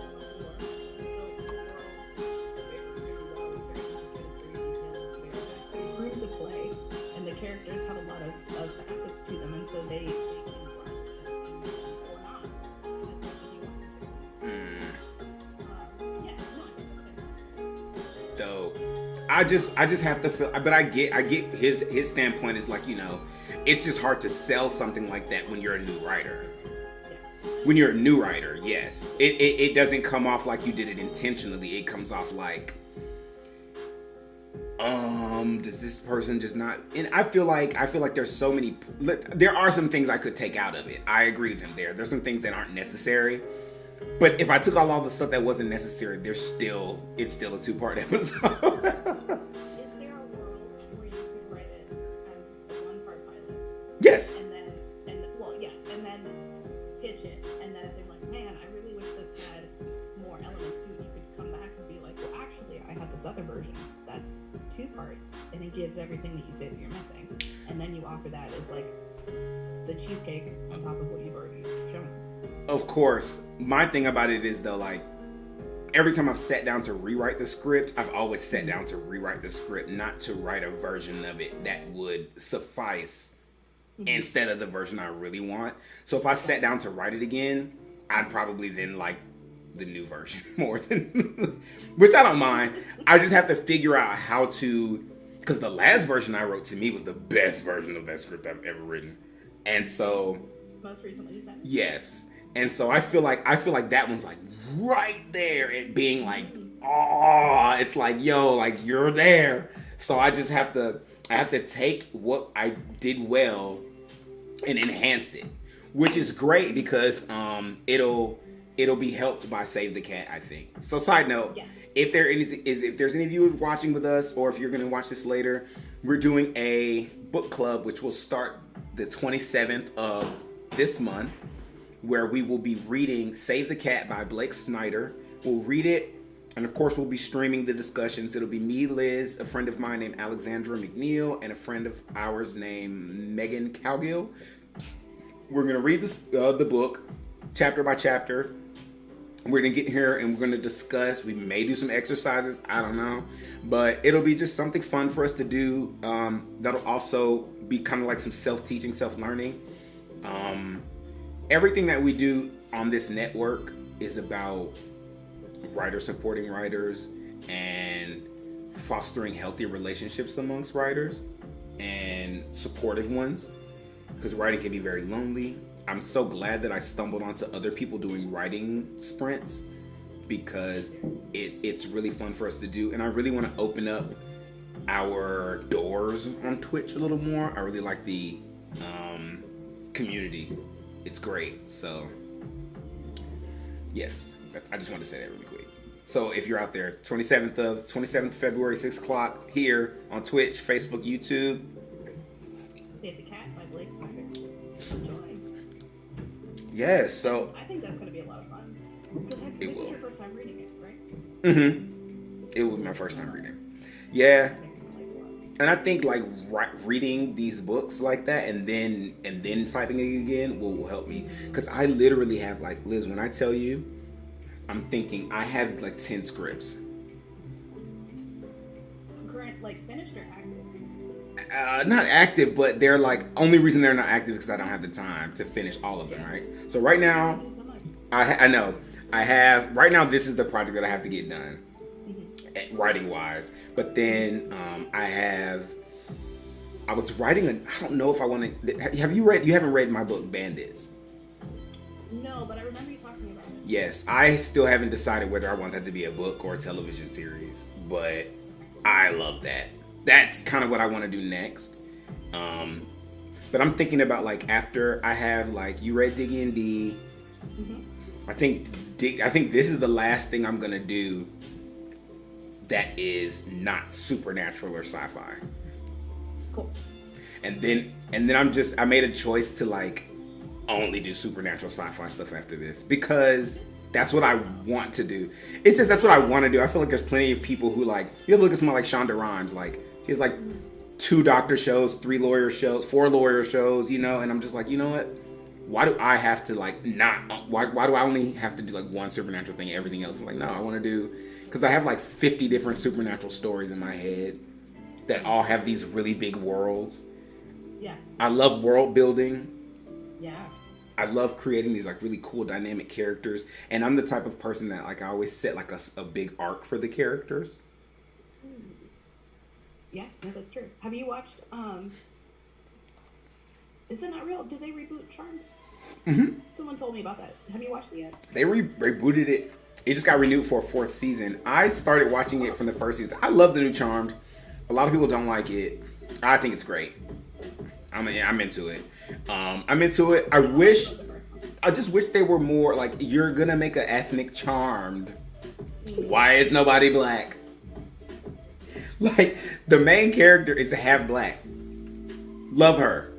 But, you know, she's not like black.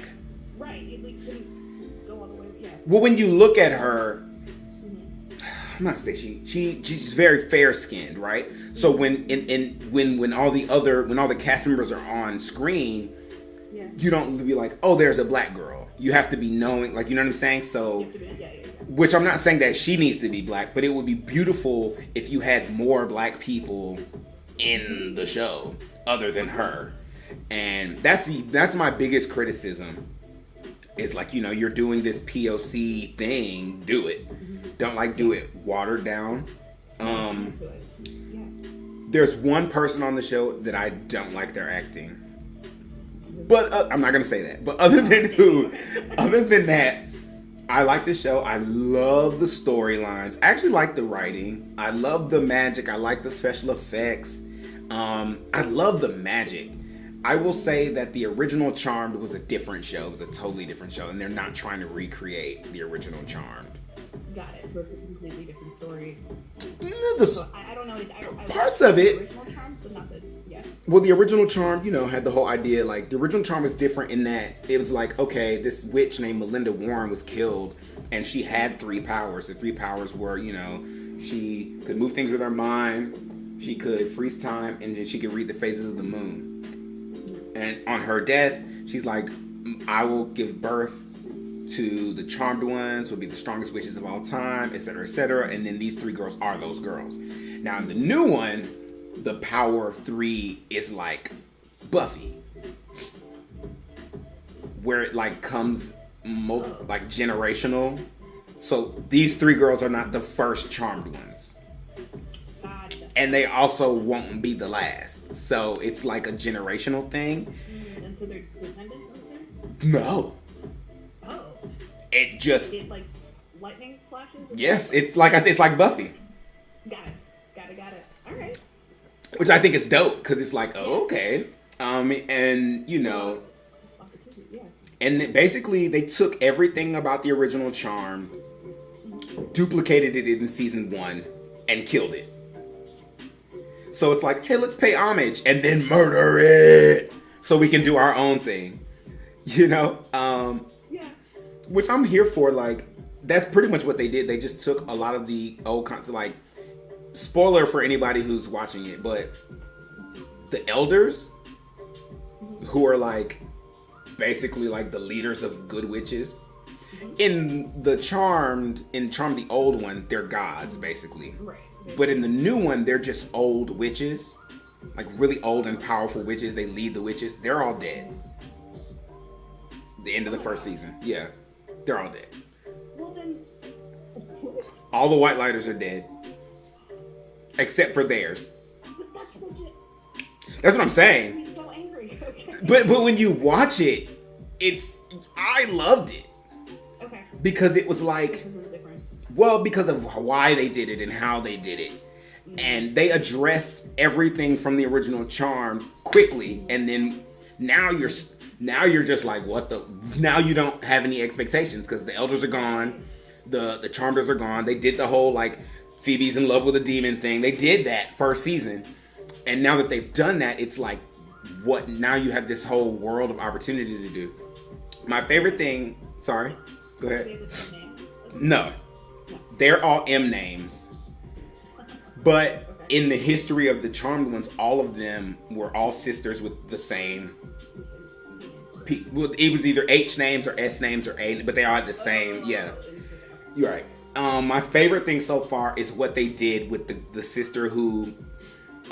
So originally, instead of her being able to see the future, she was able to read people's emotions, which is a power that Phoebe eventually had.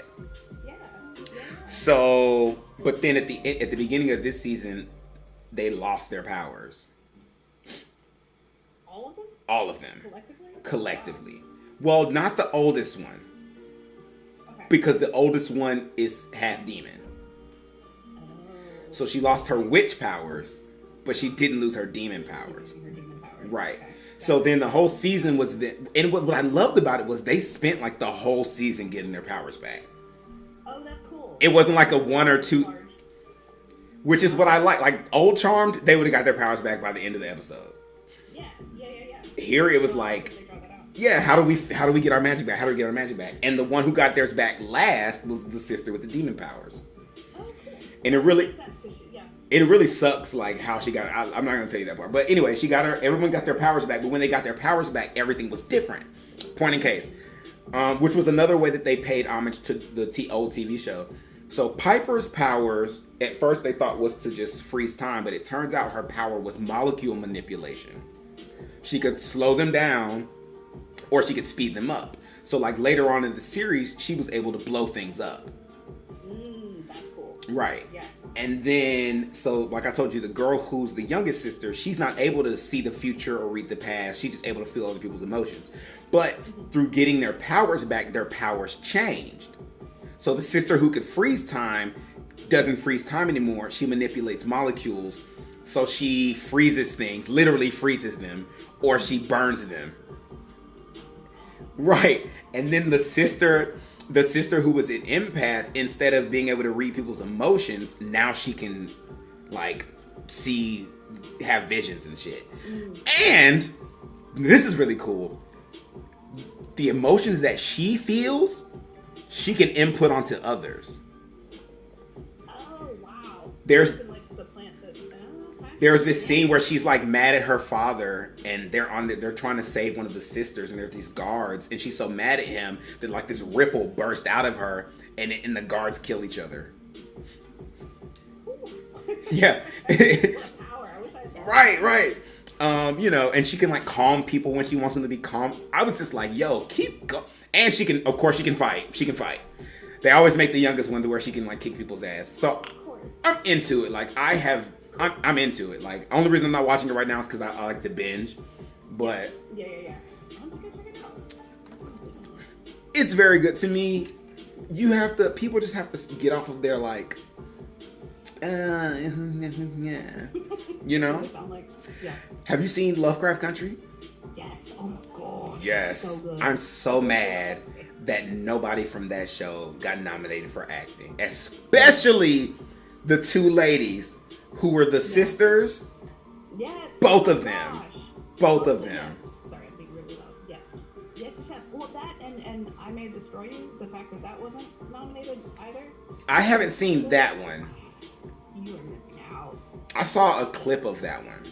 It's so good. That's what they It's say. legitimately my favorite show of the year. Lovecraft. Really? Yeah. Lovecraft was Yeah. everything for me. I was like, Lovecraft is literally, Lovecraft was just perfect. it's literally everything I like about everything is Lovecraft Country. Yes, 100%. Sorry, he knocks on the door when he wants to come in. The I cat? can see him in here. Our puppy is just, no, my puppy's been laying here. Oh, what is this? Boy, girl? Oh, this is a boy. Oh, sweet baby. He is sweet. He can't help it though. He doesn't know how to be. He is. He's literally the sweetest dog in the world. What kind of dog? I don't know.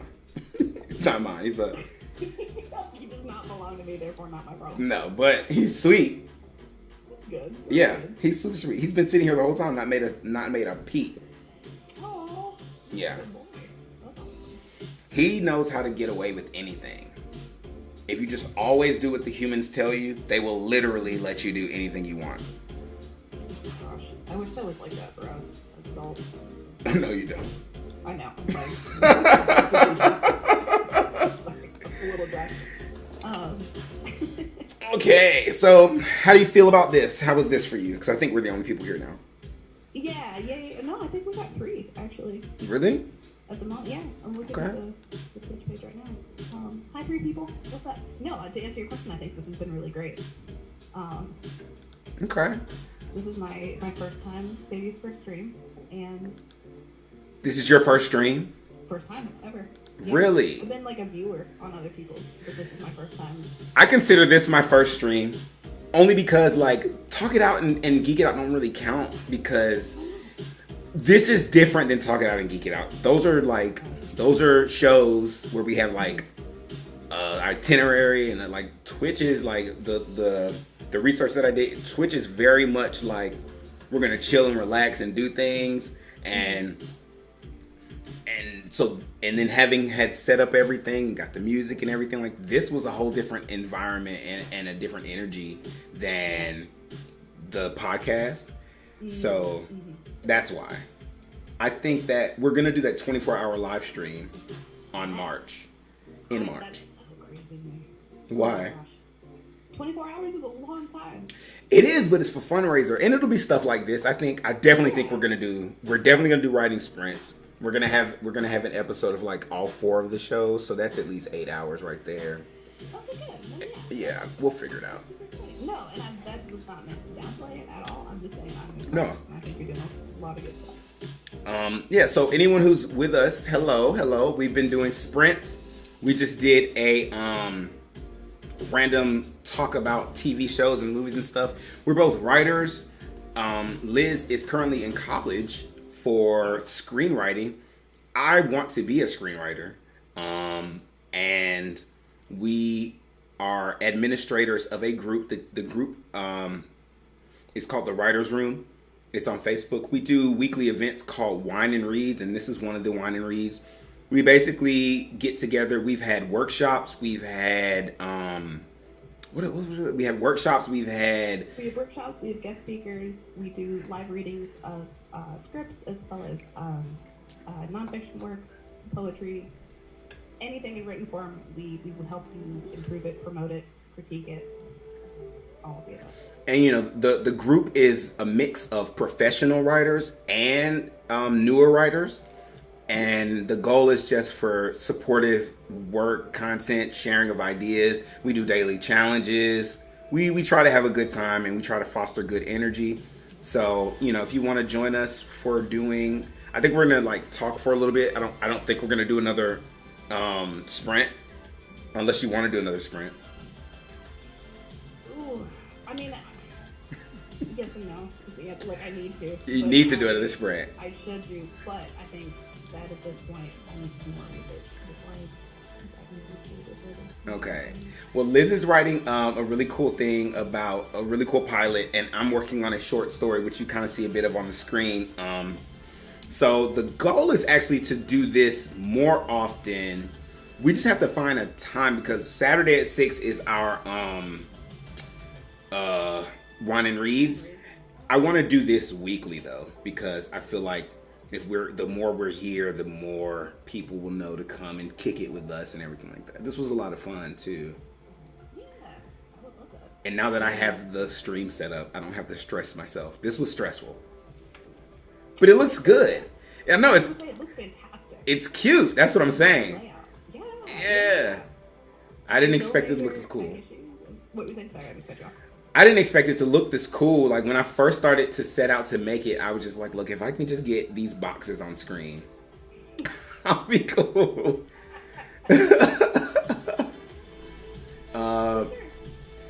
Yeah, so I mean, just if there's anyone watching and you have like questions, or if you want to know about our next stream, ask us while we're here.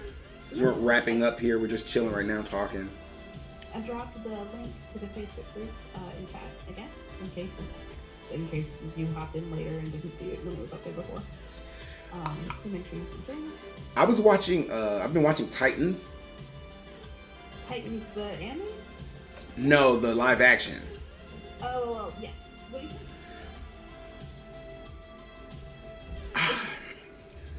Yeah. I was like all about it until the last episode. What's the premise? Where can I find this? Where I can The premise is like, you know, the Teen Titans, but they're not Oh, teens. It's Teen Titans, but they're not teens, so they just go Titans. And then like it's yeah, it's really good, and then they do like really dumb shit. It's like there's just is it a teen drama or is it a? it's TVMA. Oh wow, okay. So there's definitely some butt that they show. They'll show some butt. And then there's lots of cursing. The F-bomb, every other sentence has the F-bomb. Oh, man. Oh, okay, cool. So I just found their IMDb page. Mhm. It's based on a DC comic? Teen Titans, you don't know what the Teen Titans is? Okay, Teen Titans is it's a superhero group led by Robin. Oh. And it's made up of primarily sidekick characters, but there's, you know, the popular ones are Raven, Starfire, Beast Boy, Cyborg, and Robin. That's from the animated TV shows. But Cyborg isn't in this one because he's in Doom Patrol. Starfire is played by a black girl, which is my favorite part about it. Like, I love her. I love her choices. I love everything about her. I love that her character is also like a badass, and she's not like damsel in distress.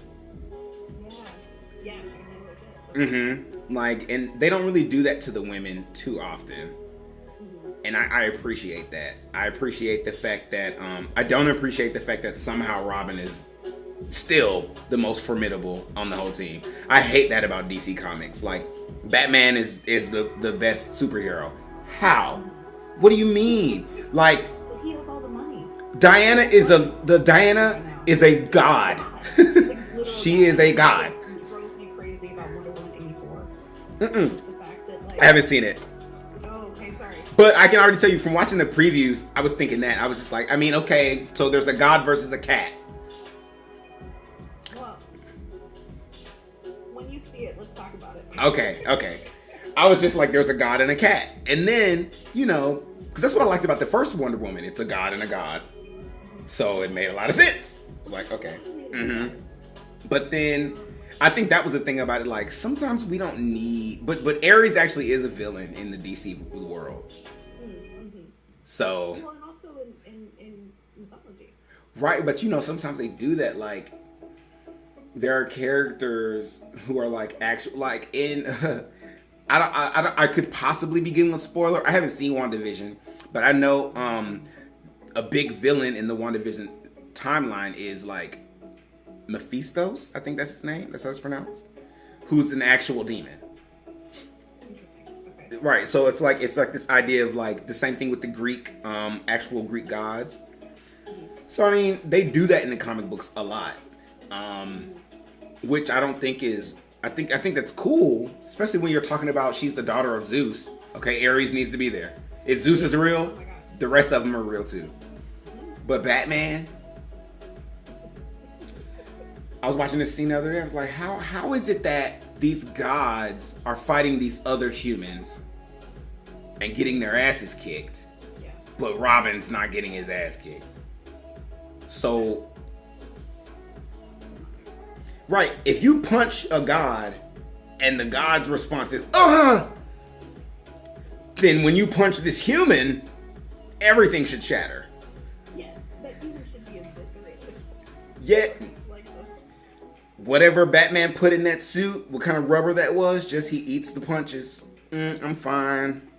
And I just don't get it. I don't like that. Batman is my least favorite character of any comic book series, anything ever. Yeah. Yeah. No, I mean, I'm definitely more of a Marvel person in terms of the storylines that I know. But I've never watched a Batman, with the exception of I enjoy the Christopher Nolan Batmans a lot.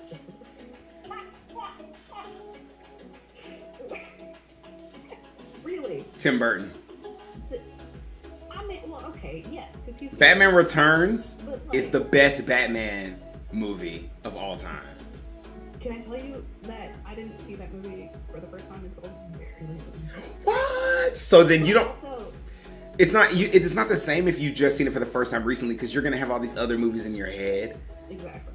That movie when it came out, oh my, I'm sure it was Michelle Pfeiffer's role. Michelle Pfeiffer ate as Catwoman. Like, that was the most honest portrayal of a character called Catwoman that I could ever think of. It made everything make sense.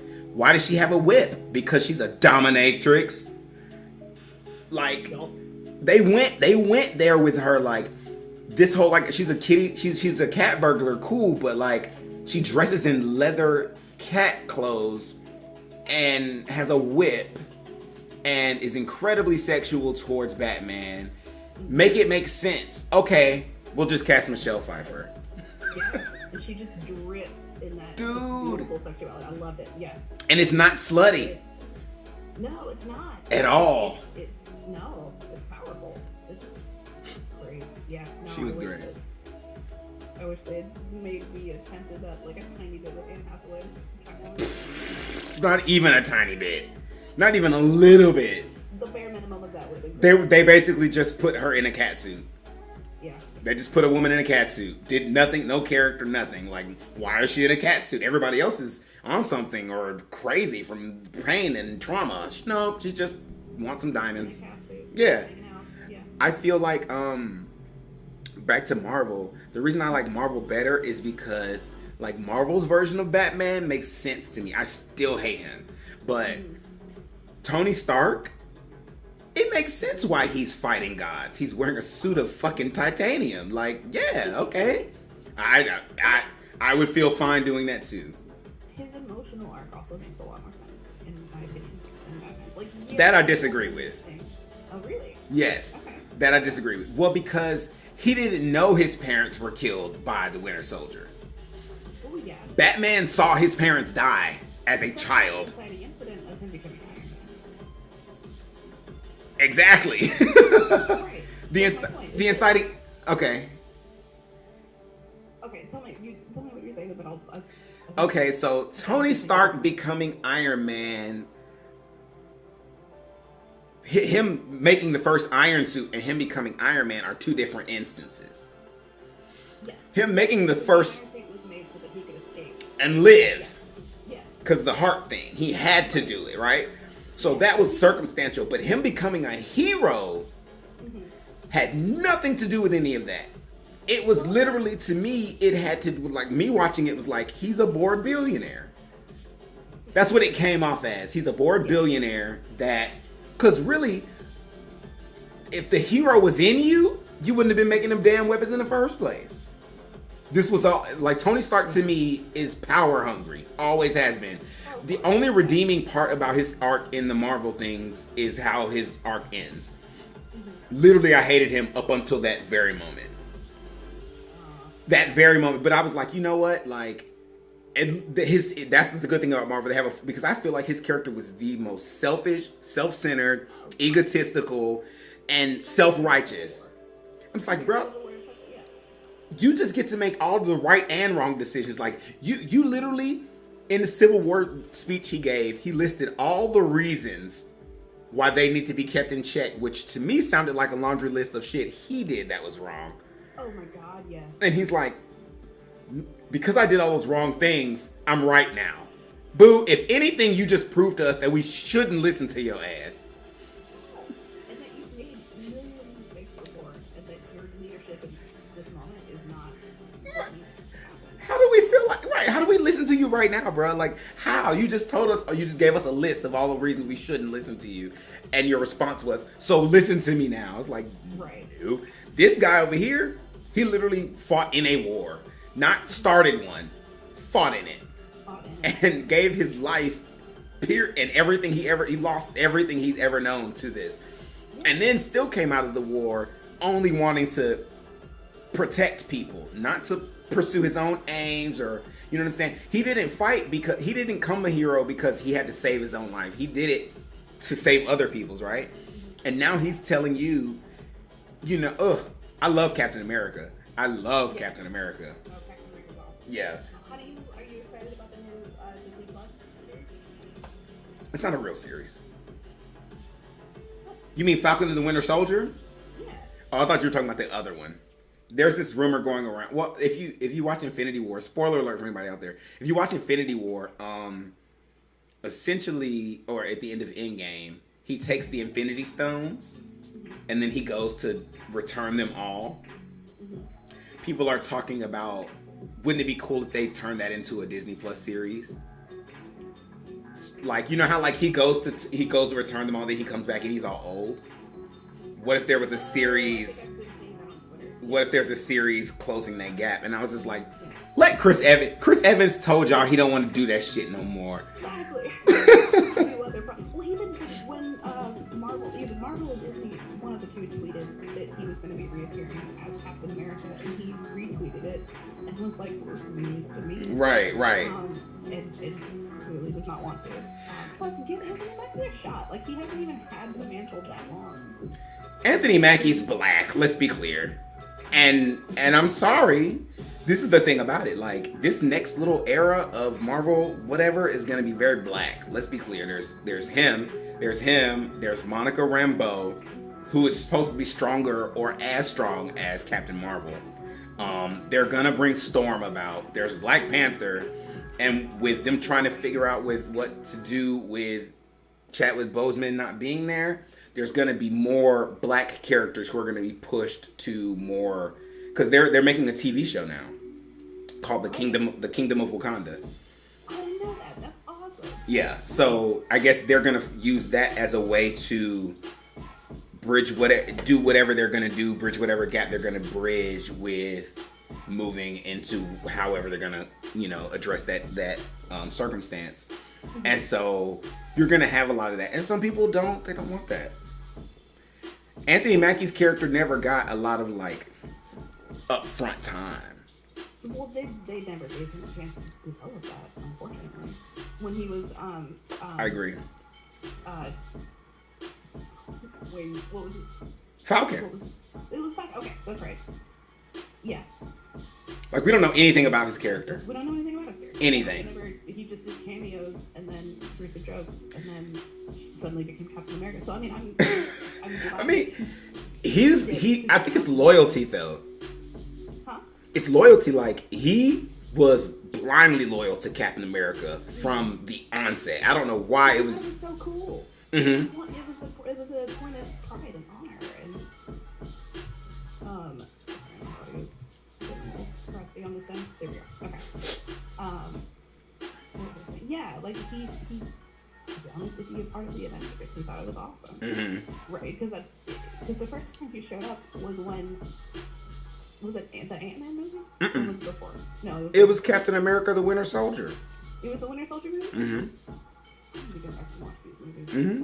Very long time. So I'm saying, like, the thing when he was introduced, he's always been a badass. The thing about it was though, like, but he's not genetically enhanced. He's just a He's badass. just got the suit. Yeah, he's just a badass. So, It still makes him better than Batman at that point. He could still do more shit. and then the crazy thing about it is, it's just like, for him, it was just simply like, I want to do good. I don't have ulterior motives. I don't want the power. I don't want the attention. I just want to help people. I'm cool with being your sidekick, Captain America. That's fine with me. And that's why I think he's the new Captain America, because that energy is very Captain America-esque. Mm-hmm. You know what I mean? Like, I just want to do the right thing. It's a great payoff for his character too. But now that he's the lead, Yeah. we're gonna get to know things about him, which means Thank we're God, gonna see the dark side. Yeah. I hope so. I hope it doesn't become like a buddy comedy between the two of them. I hope this entire next phase is like, it's gonna get really dark. I think it is, because when you have to think about the characters that we have now, we have like Doctor Strange, we have the Black Widow prequel, which is about assassins. You got the new Black Widow, whoever that's gonna be. You got all these characters. You got what happened at the snap, and I think, and you have this whole idea of multiverses coming up. So consequences, and because there's multiverses, guess what that means? Is what people don't think about. Now that there are multiple of these people are gonna die. Oh yeah, that's so true. That's how I look at it. Because now we have 3 Spider-Mans. Kill this one. I mean, it's serious. Well, I mean, aren't they currently shooting Spider-Man 3. Listen, Spider-Man's within one? you're shooting Spider-Man 3. It's been rumored that Tobey Maguire has been incredibly difficult. He's going to get killed. Oh no. They're going to kill Tobey Maguire's Spider-Man. One of those 3 Spider-Mans not making it out of that movie. I would probably both Garfield and. I don't think they would do that, though. Die, and then Tom Holland's the only one that survives, and then it's like, this is how we carry on a franchise. I don't think they're going to do that. Well, because the whole idea of Spider-Man, multiverse, Miles Morales, there's a whole black Spider-Man out there somewhere that we haven't even seen. This is also true. Granted, these are 3 Peter Parkers, so you could be onto something, but I don't think they're going to kill both of them. I think they will kill one, though. Because one feels more like killing both of them is neat. Mm-hmm. Marvel doesn't do neat. That's true. No, yeah, Marvel's all about that messy, emotional relationship drama. So it's going to be like one of them dies. It's the worst on set. That's Yeah. hilarious. So But that's what happens. they still get the payoff, and then it's like, Good on set. it's like, well, we don't have to worry about asking him back and him asking for too much money because he's dead now, so. Well, doesn't he also have like a back condition? Did he like injure? That's why he quit being Spider-Man in the first place. Is because I don't know. That's his back. I feel like this, though. Look.